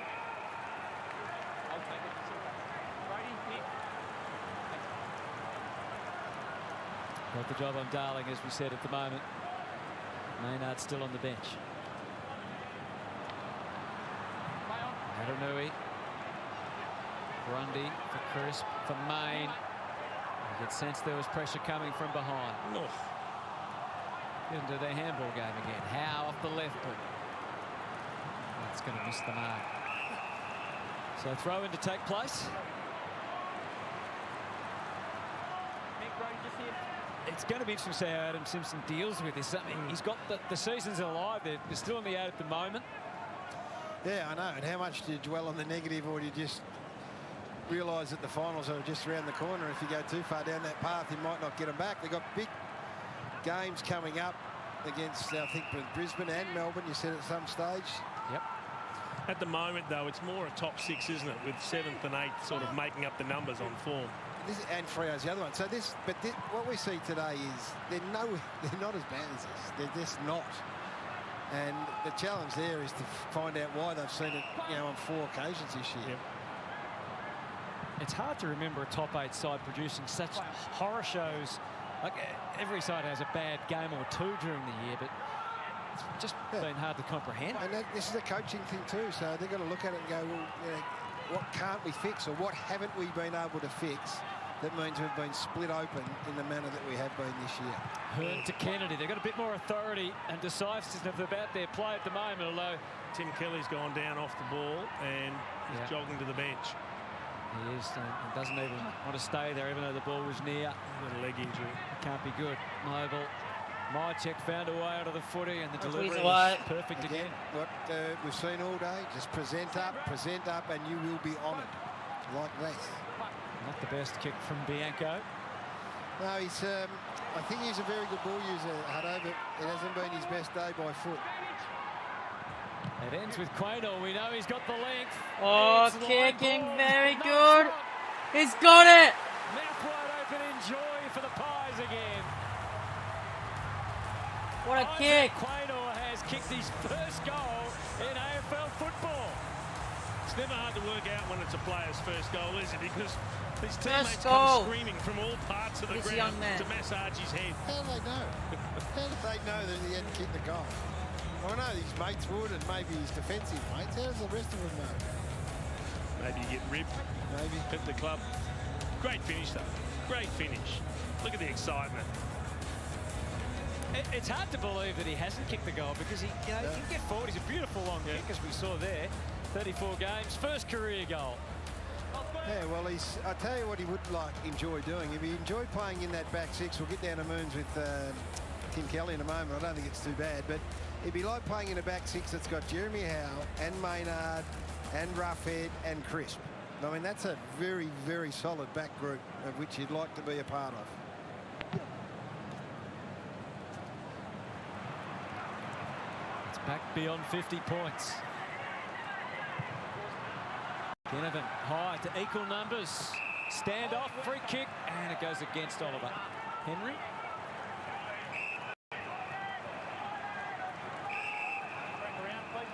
Rotham. Just been told where to go. 122 uncontested marks to 76. The West Coast Eagles are the #1 marking team in the competition. They've given up 122. Maynard is back out there and back on Darling. Let's have a look at the vision there, guys. Just look like he had a bit of a gash just under that left knee there, so it looks to be okay. A lot of care and concern with the prized recruit. Maybe copped a stud in a collision or something. Cameron tried to take it himself.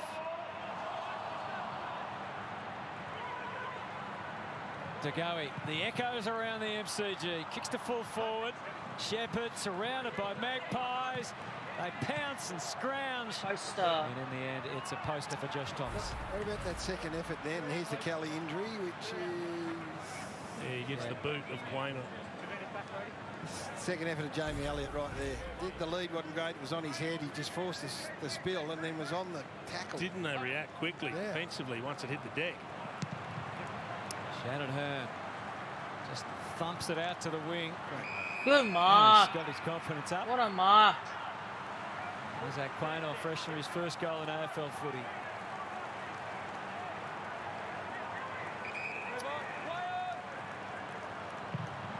Man's trying his best. Tossed up high for Mycheck. McGovern does his thing. Gaff decided to keep it in. Nothing to lose, and it might be fruitful yet. Waterman gets involved a couple of times with help from O'Neill. Targets Cripps and they keep on going. Waterman for a third time. This time uses Langdon. And he tries to edge forward again, but Kennedy takes over. And kicks a lovely long-running shot for goal, which has gone through for another West Coast goal. And when I say another, that's relatively speaking. Just their fourth of the afternoon. Well, they've effectively doubled their score, though, haven't they? 2 goals in the first 3 quarters, 2 goals now in the fourth term. A little bit of run on. They got the overlap, and they were able to use it effectively. And I think once he saw the 2-on-1 against Darling, he just pinned the ears back, set his sights on goal, Josh Kennedy. And it was a really good finish in the end, but few and far between those sort of opportunities. Well, it's probably the best, almost the best passage of play in terms of ball movement. I mean, they've been able to do this. Collingwood have been all over them. They've tackled them into submission, and in the end, they've sort of lost their dare, or they lost their desire to want to be able to transition the footy from the back half in the manner that we come to expect. So there's the good news. Tim Kelly's back out there. It's the only game on at the moment. It's circumstances. It's the only game for the rest of today. The whole footy world's watching this one, and it'll be interesting to see the takeaways. Are they this bad, West Coast? Redden. Imagine how empty it's going to feel for Shannon Hearn. He'll get chaired off in his 300th game with no crowd and a dismal team performance. And that's embarrassing for him. Yeah, it is. I mean, he plays like he always plays, Shannon, but that's not a great feeling. And it hasn't really given us a chance to celebrate his career even during the game. Rusco. Another lead on it by the Pies.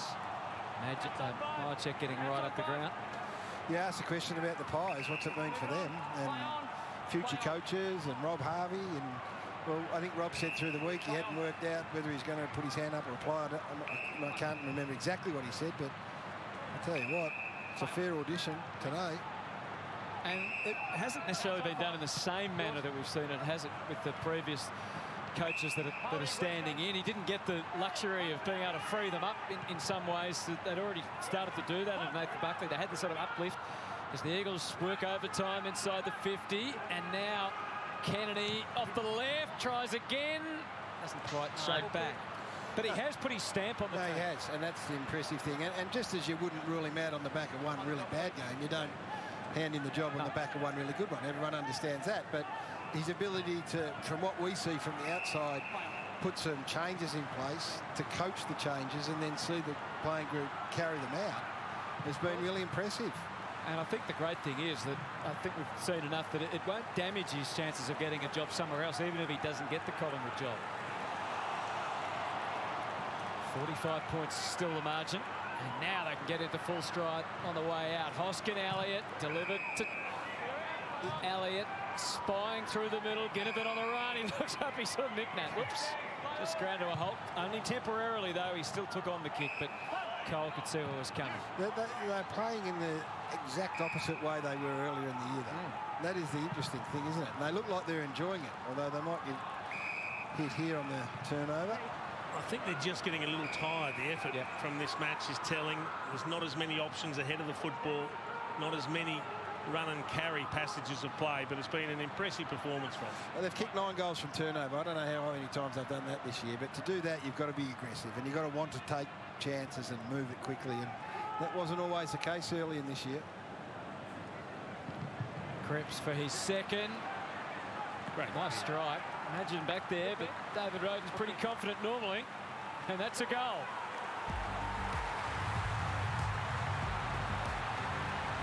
We saw this last night a bit, didn't we, with Carlton, St Kilda.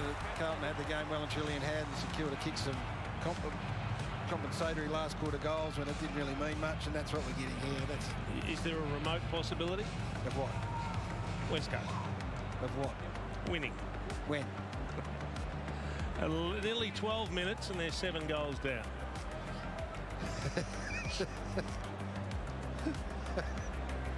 I don't know what I'd do if they won this game, Jason. But yeah, I don't know how to answer that. They've kicked three.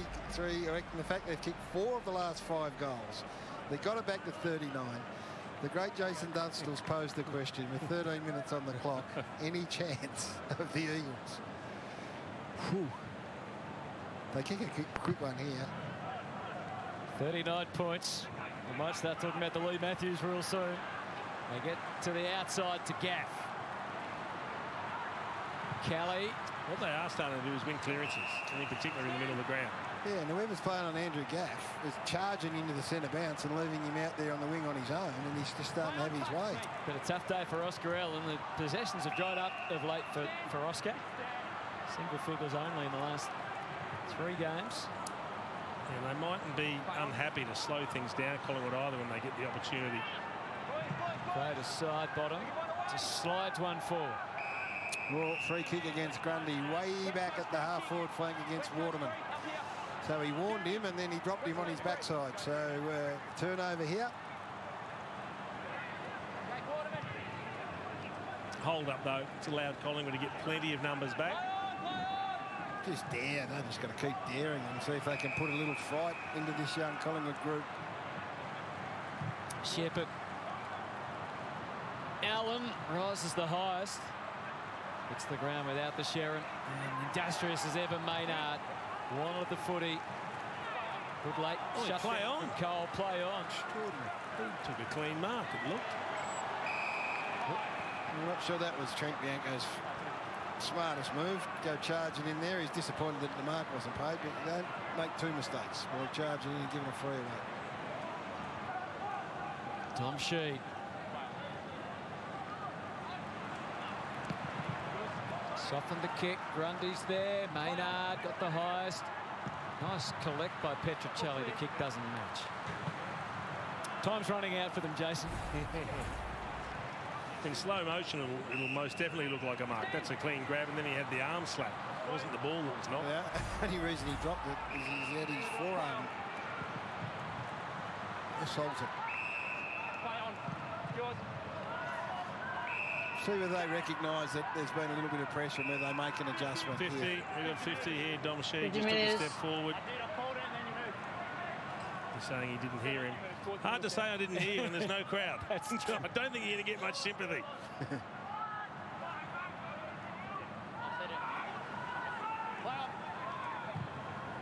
Has to be resigned to the fact in the end. Noble. Just flicking through the options in his mind. There's something that really stands out. So it's just slightly the edge taken off the kick to allow Cameron to lead up and try and take the mark. McRae getting down and dirty. Oh, the ball forced back under him. Eagles reserves playing in Perth at the moment. Alex Witherden for 32 touches. Brand at 24 and Vardy 27 hit-outs and 2 goals. That's at 3/4 time. So interesting to see if there's any selection changes made. Bianco gets an opening for his second and he misses. Yeah, so did you say Brander and Vardy and who's the other? Witherden. Yeah, so the tools, you just look at the group and you think sometimes they're out of whack in terms of the amount of size they've got in here, and particularly today, their inability early to win a ground ball and keep pressure on in their forward half is something they're going to have to address, I would think. Because you're putting a lot of eggs in a basket of a tool group to start marking the footy. And when it doesn't, when the marks aren't taken, your inability to keep the footy there and put pressure on is telling. And today they just walked out. When it mattered most, when they set this up, they kicked the first 8 goals, it was walking out of their back, out of the West Coast Eagles front 50 that was the problem. West turns that into a torpedo, and a lovely take from Waterman, who certainly hasn't been their worst. His 19th disposal takes them through centre half forward. Gaff tried to link up with Allen. In the end, he's denied by Roughhead. And the Pies win the day again. It's great defence. They were exposed. They were out. Oscar Allen had got 5 metres on Roughhead, but Thomas comes charging in just to put some late pressure in. The kick's not quite right, and they turn the footy back over. We didn't see much of this in the first 3 quarters. No options for the Collingwood ball user. They just look like they've spent everything they had this. Yeah, they're cooked. Very young team. I mean, plenty of experience out there, but a lot of young players as well that have run themselves into the ground. And this is great. Yeah. Didn't get a lot of ball. Didn't see a hell of a lot of the footy. A little bit retro defence there, just take the arms down. No, if it was retro defence, it would have been the head. Nice indiscriminate one to the back of the melon. They were proficient with both.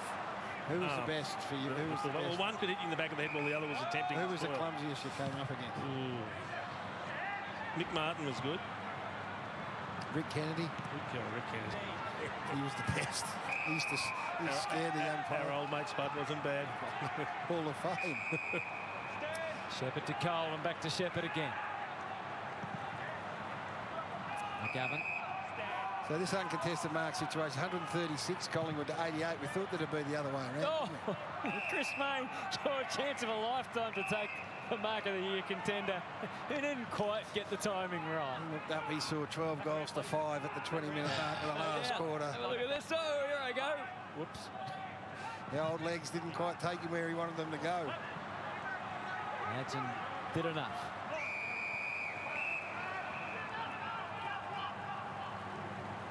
It's a little unsturdy, Brody Grundy. Who's won that duel, Grundy and Nick Nat, which we said was going to be a defining one. Yeah, I think Grundy's been terrific today for Collingwood.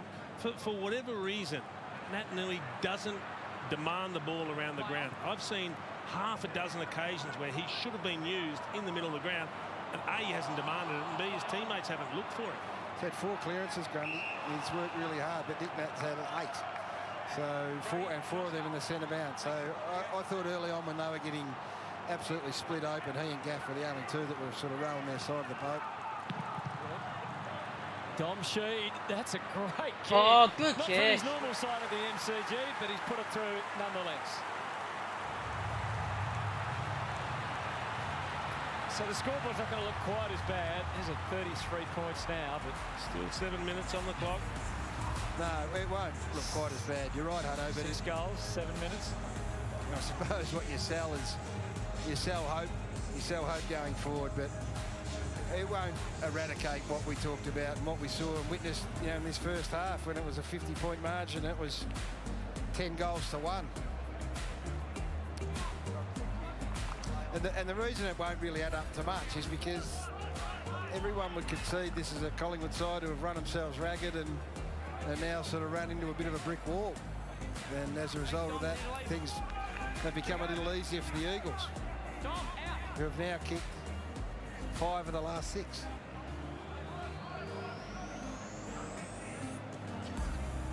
Collingwood's biggest win for the year, a 21-point victory here at the MCG against Carlton.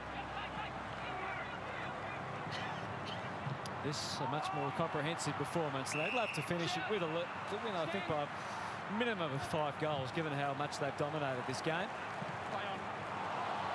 Donovan's kick out wide eventually. Thomas got his hands on it, but the boundary line added to complication.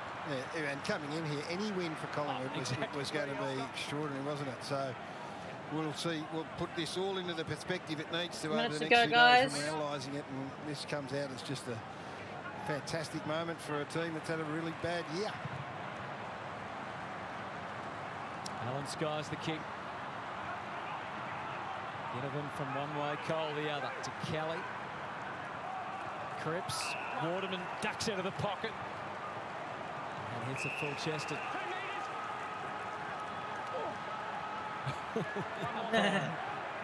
Crisp got on the road there.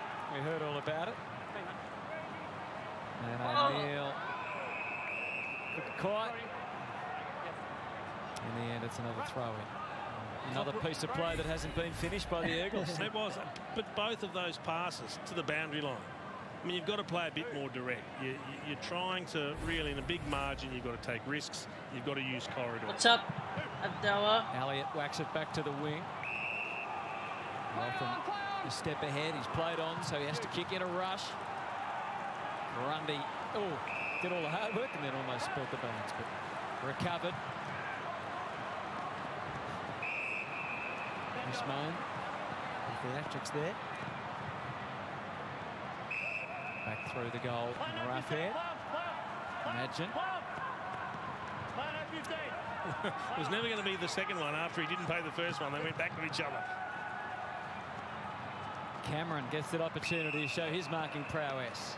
4 metres, Brad. 4 metres, please. 4 metres. 3 more metres. Jack Crisp over 30 possessions for the 10th time this year, 34 touches in all. Sidebottom and Adams also beyond the 30 possession barrier. Gaff has 33 for the Eagles. So going forward, again, we're talking about future and Collingwood coach and who's going to take over. That could be deliberate, I think. It is. That's a really good sign. Oh, it's that's your insufficient. leadership. That's your core senior leadership group who have had terrific days today. Ownership, responsibility, accountability for an opposition midfield that on its day could be really damaging, and they belted them. So I think that would be encouraging for anyone that's looking at it. And their back six, you add Darcy Moore to that, or back seven as it is these days. And Darcy Moore. Rusco, whether he's unfashionable, but he looks like he's at home and can play across half-back. Quaynor is going to be a really good player for a long time. Got a blood rule for Josh Thomas. So, yeah, I think any coach that's looking at this as a potential opportunity would be really buoyed by what he's seen today. And that's not getting carried away with one win, just as we said earlier. Just like you wouldn't, throw out an opportunity on the back of one really bad loss, but there's just so much to like here. At this stage, it's Collingwood's biggest win against West Coast in 2013.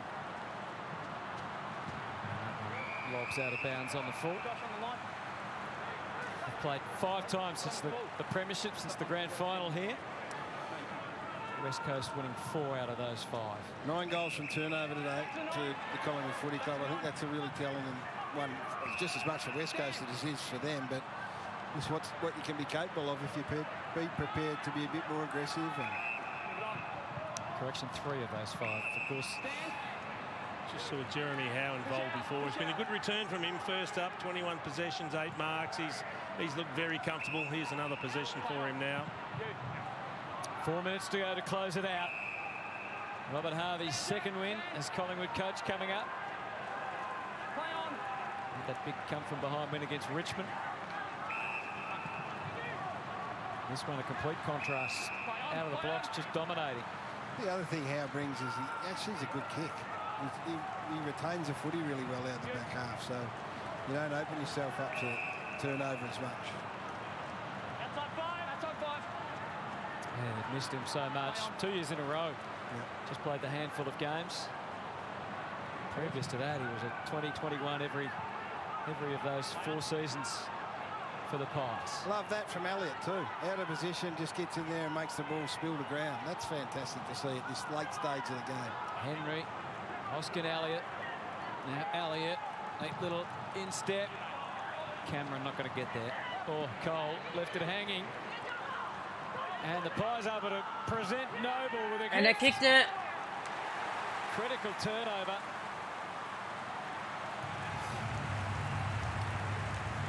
I don't know whether we'll get the replay as far back as the Elliott contest. It was a great effort, wasn't it? He's out of position. He's small. It's 2-on-1. Yeah. So many times we see a key forward.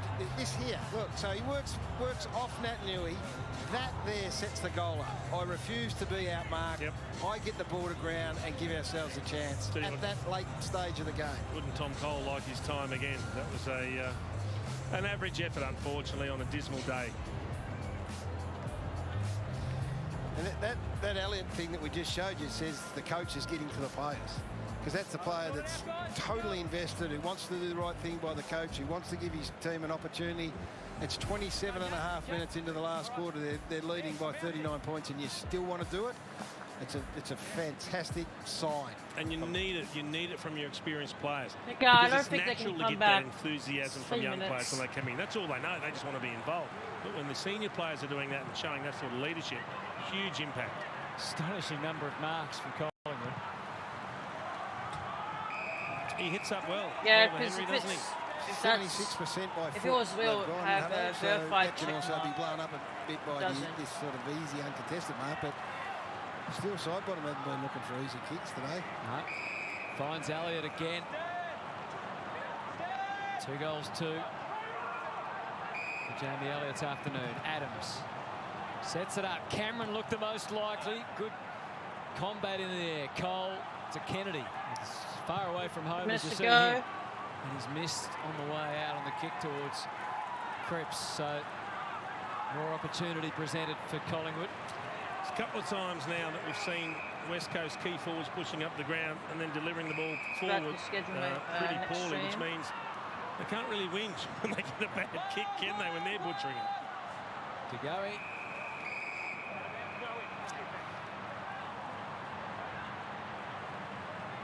32 possessions for Jordan to go. It's not just about possessions, though. He's got them in the right manner, worked hard, pushed back hard, supported his defence. I reckon he'd feel as good about today. He'd be feeling as, absolutely knackered because of the work rate as you would be kicking 4 goals, not having to work so hard. Yeah, his 33rd disposal sends them inside 50. McGovern gave it straight to Bianco. Just changed his mind and lost a handle on it. High for a free kick. So he gets another shot at goal here.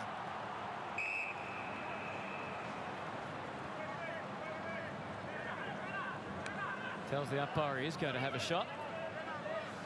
So buys himself for 30 and then he'll spend 25 trying to see who he can kick it to. Your deep breaths late in the afternoon for a young man just playing his 9th game of AFL footy.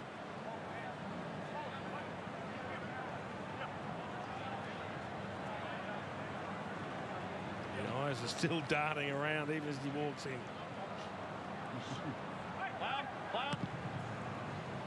And that's not a bad effort. That shows you Good what kick. he can do. Trent Bianco, come on down. He'd been telling us how good a kick he was, Gaz. He'd been kicking at 36% leading up to that moment. I mean, I know he's a good kick. He just had that sort of day where they weren't coming off the boot perfectly. But and look, at the end, it might have been a lucky free kick. There wasn't a lot in it. He changed his mind. He was going to quickly kick it. Then he thought the hand pass, fumbled it, got the free kick. It's a great finish. He's a really good decision maker. So, I think he's going to have much better kicking days than he's had today. But it's a nice finish. You'd love to turn to the crowd at that stage, but no one to turn to. So let's have a look at the ladder. We're just about there. The Eagles have lost quite a bit of ground percentage-wise. The likes of Essendon, Richmond, Carlton, whose supporters would all be watching very carefully. Well, if the Bombers were to, well, they've got Sydney, which is a big ask, but if they were to win a game, just a game, and they're clear from a percent point of view. It's interesting. And the Tigers, of course, have got Fremantle. Carlton had that win last night to keep their very faint hopes alive. And here's Darling.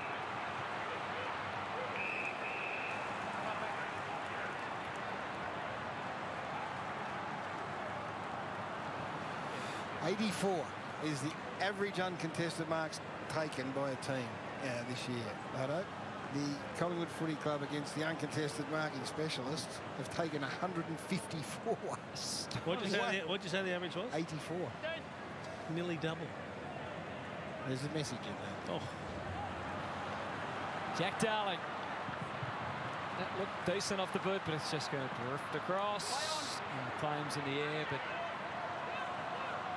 the Pies win yet again when it matters, and Grundy has the footy. Time about to sound. Spare a thought for Shannon. There we go. 300.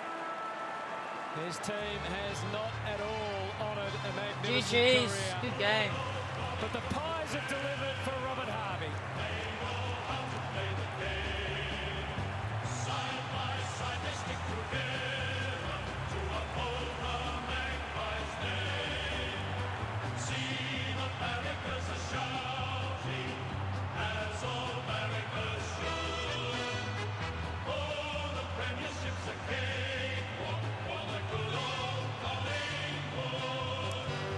And there's been conversations in the past 2 weeks about the fact that Collingwood could end up with a wooden spoon and get a first draft pick that had already given up all those permutations, and they come out and smack the West Coast Eagles by 45 points, a team that's contending for the final. So we've watched Collingwood a lot. You get to see them a lot. They're a big club. They play in the big slots.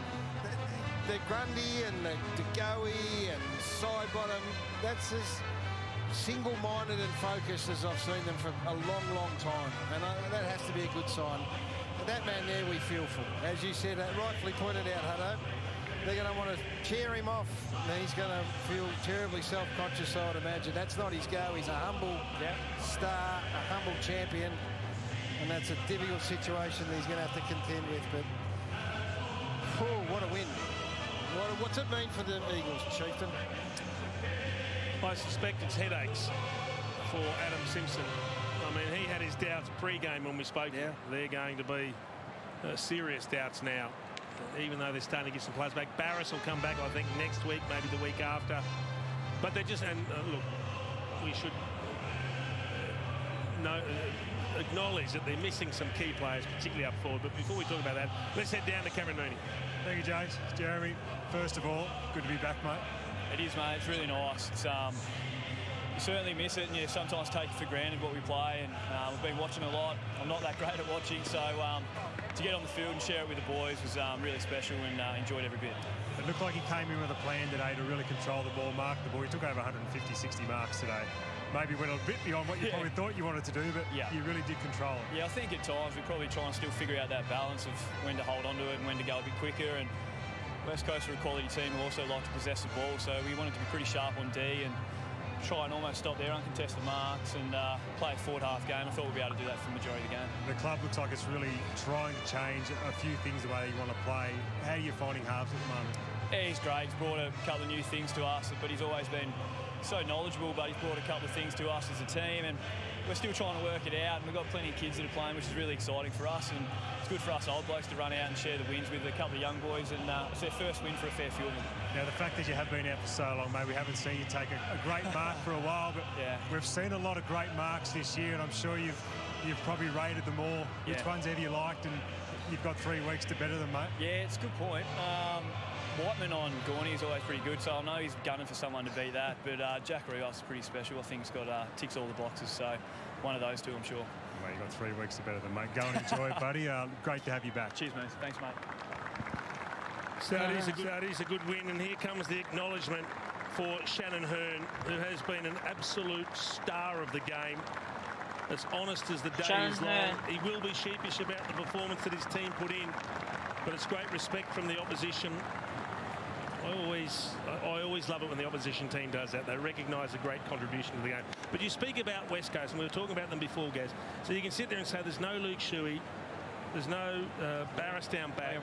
Liam Ryan's missing, and they're 3 quality players. But you spoke about their team on paper before. They're still a good team. No. They're not playing anywhere near their capabilities. Everyone has injuries. I mean, as we know, Moore and Pendlebury out for the other mob as well. It's not personnel. No, West Coast. It's not. And you can't have performances like they put in against, I don't want to harp on it, but that Geelong game, I watched that and thought, something not quite right there. And then it happened against Sydney, and now it's happened here where they got split open at half-time, 10 goals to 1. I'm not surprised that Adam Simpson's not sure about his footy club, and that's not, we're not laughing at the predicament. It's just kind of mind-blowing to think that you've got a side there that some thought were capable of winning it. Well, many, all of us thought they had a chance to win a premiership at the start of the year, and a lot have maintained the faith. But the reality is they've had some performances that aren't worthy of a top 8 side this year on multiple occasions. And today, 4 weeks out from the start of the final series, against a side who have had their coach move on, loaded up with a whole heap of young kids, they've just sort of been embarrassed on the big stage. That's their 6th loss on the road too this year. A lot of heads down as they walked into the rooms. It'll be a pretty sombre affair, the aftermath of this performance for the Eagles, but plenty of excitement in the Collingwood rooms. This is a big win, full of young kids. They'll enjoy this. Be some CVs being dropped off out at the Holden Centre, with a couple of prospective coaches just swing past tonight and slide it under the front door on the back of the old blokes, not the old blokes, the senior blokes getting the job done, and the young kids getting more game time. Things can change quickly in this caper.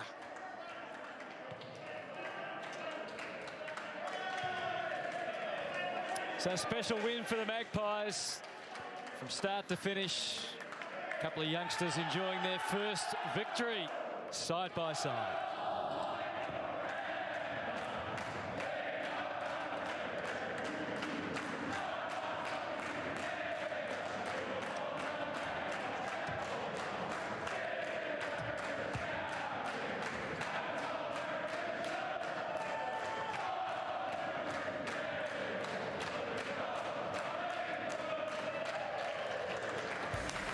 Let's go. Well, It's a result no one saw coming. Collingwood dominating West Coast by 45 points at the mighty MCG. A statement win by the Magpies, a hugely concerning loss for West Coast. Welcome to Saturday Stretch alongside Brad Johnson, Jordan Lewis. Let's celebrate this win for Collingwood fans. No more, no Pendlebury, and they obliterate a top 8 team. Absolutely dominated them. Dominated them through the midfield. Geordie, their key players, in crisp up half back, but added. Give me 1 quick second.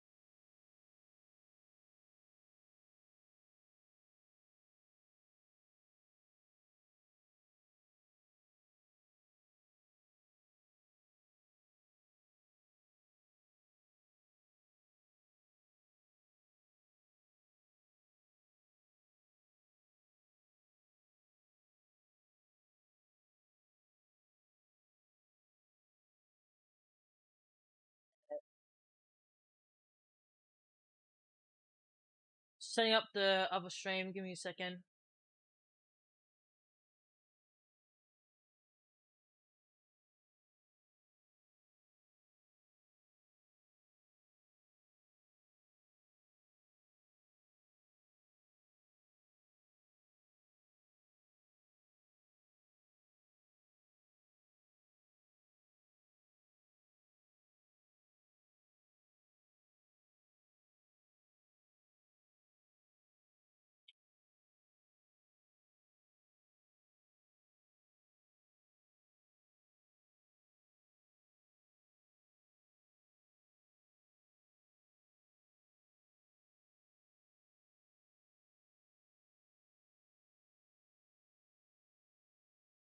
Alright, just fixing everything up, and then we'll go from there. Give me a second.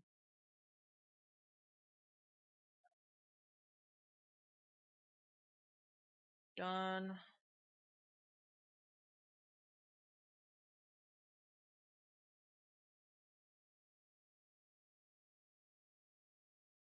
Add just a tiny bit of this description.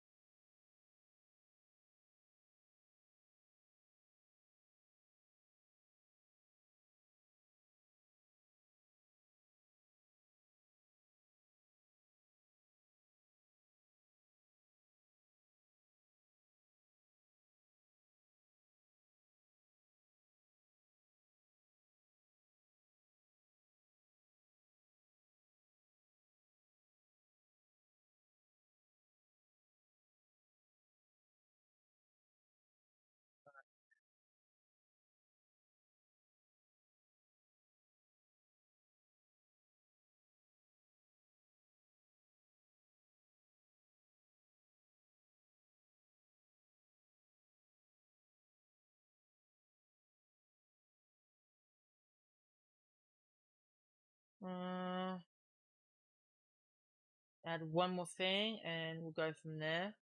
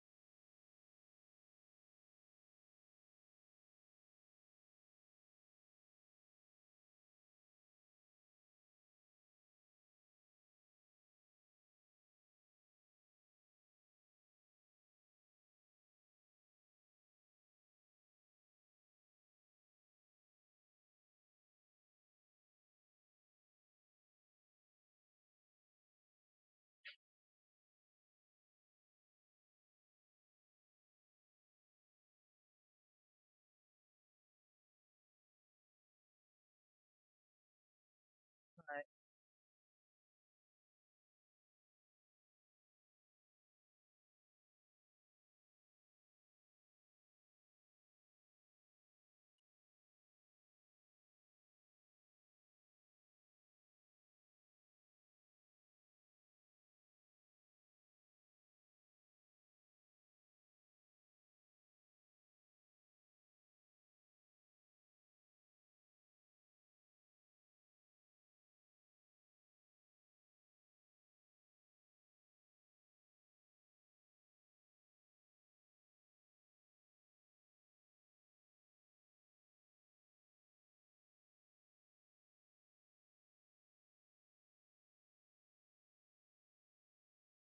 Alright, all done.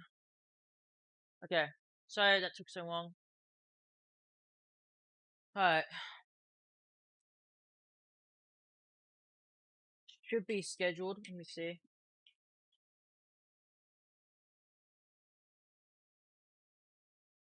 Oh wait, I did a mistake.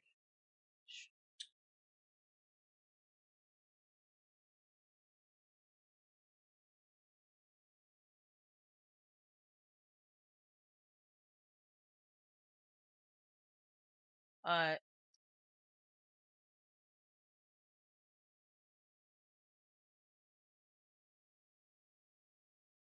Do this.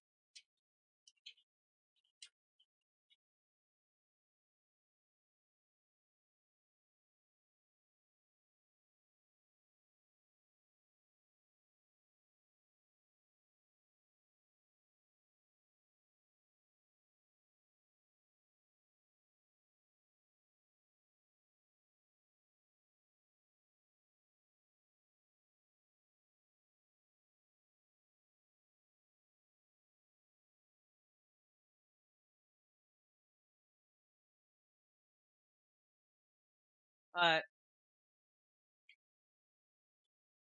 All done.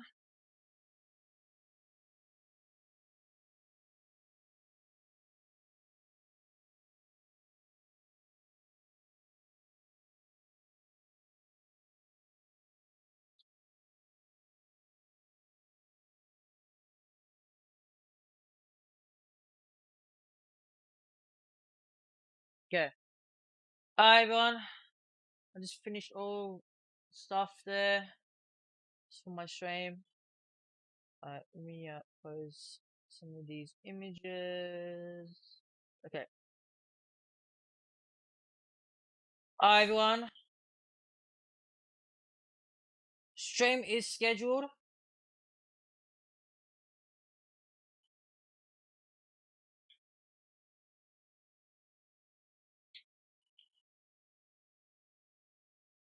Make sure you guys go to this stream. Alright, this stream is scheduled.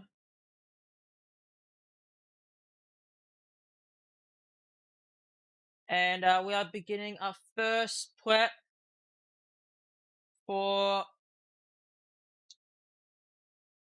the event. And I'll be live in about an hour. Alright, so will be our stream that will be streaming. An hour, we'll begin our prep for Ariana Grande and With Tour event. If you're excited, make sure you guys go to that stream. drop a like would be appreciated, and I'm excited as well. That's gonna be happening in about an hour for the stream to start, but happens in 6 days. 6 days. So very exciting. 6 days. That is the time there. I need to also set the countdown for the event. Let me check if I can fix this. I have to find a way. Hold on. Snaz.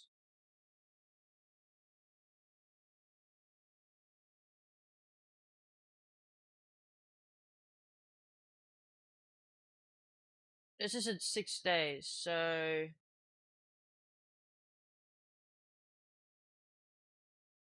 this of course will be in the 6th.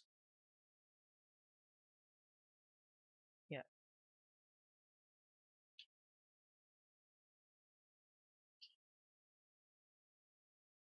Okay.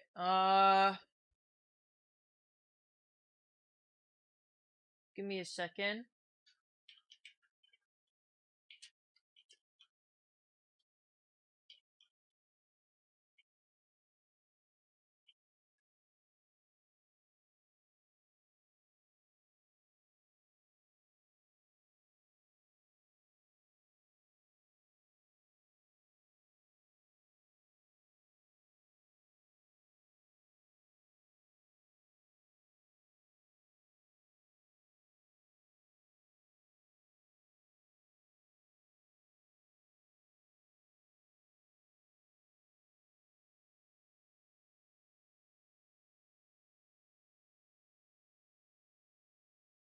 I think this is correct. Wait.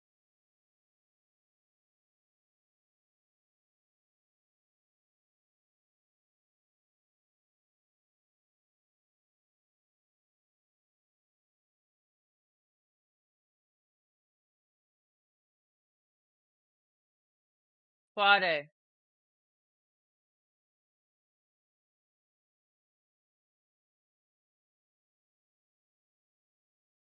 What did you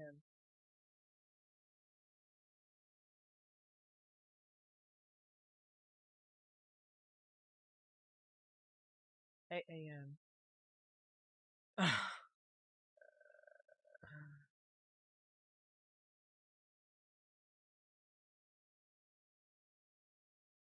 Alright.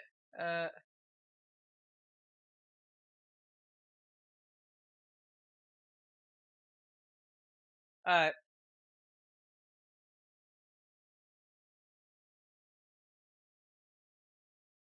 Hold on, guys. Coming. Let me mute my mic.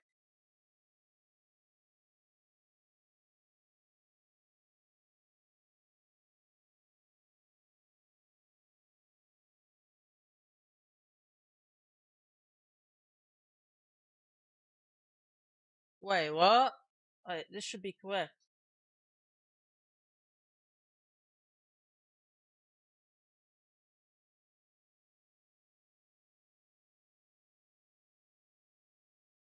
The day?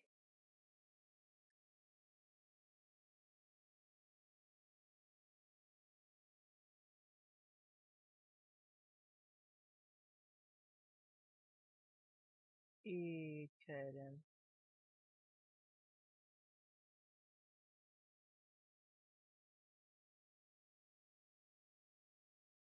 Can I reset?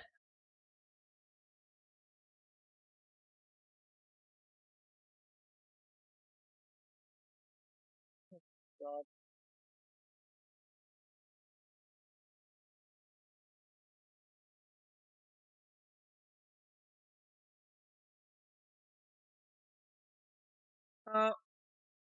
What?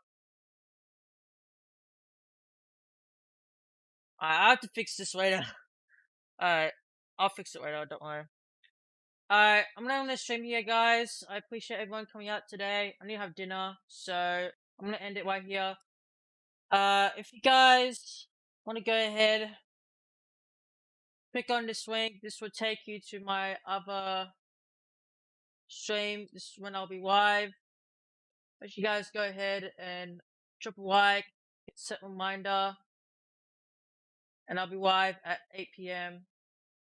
my time. I'll fix the timer, so do not worry.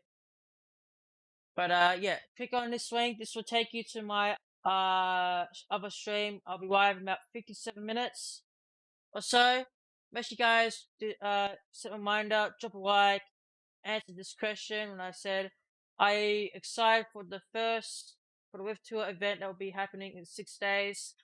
Answer that question there, and I should be live tomorrow. No, later today. What am I saying? Later today. Alright, hope you all have a fantastic day. See you all in about 57 minutes or so. Until then, take care, talk soon, and goodbye. When you guys watching the footy though, it was very fantastic. GG's to Collingwood and GG's to West Coast. Got to say that. But yeah, see you all later. Take care, talk soon, and goodbye.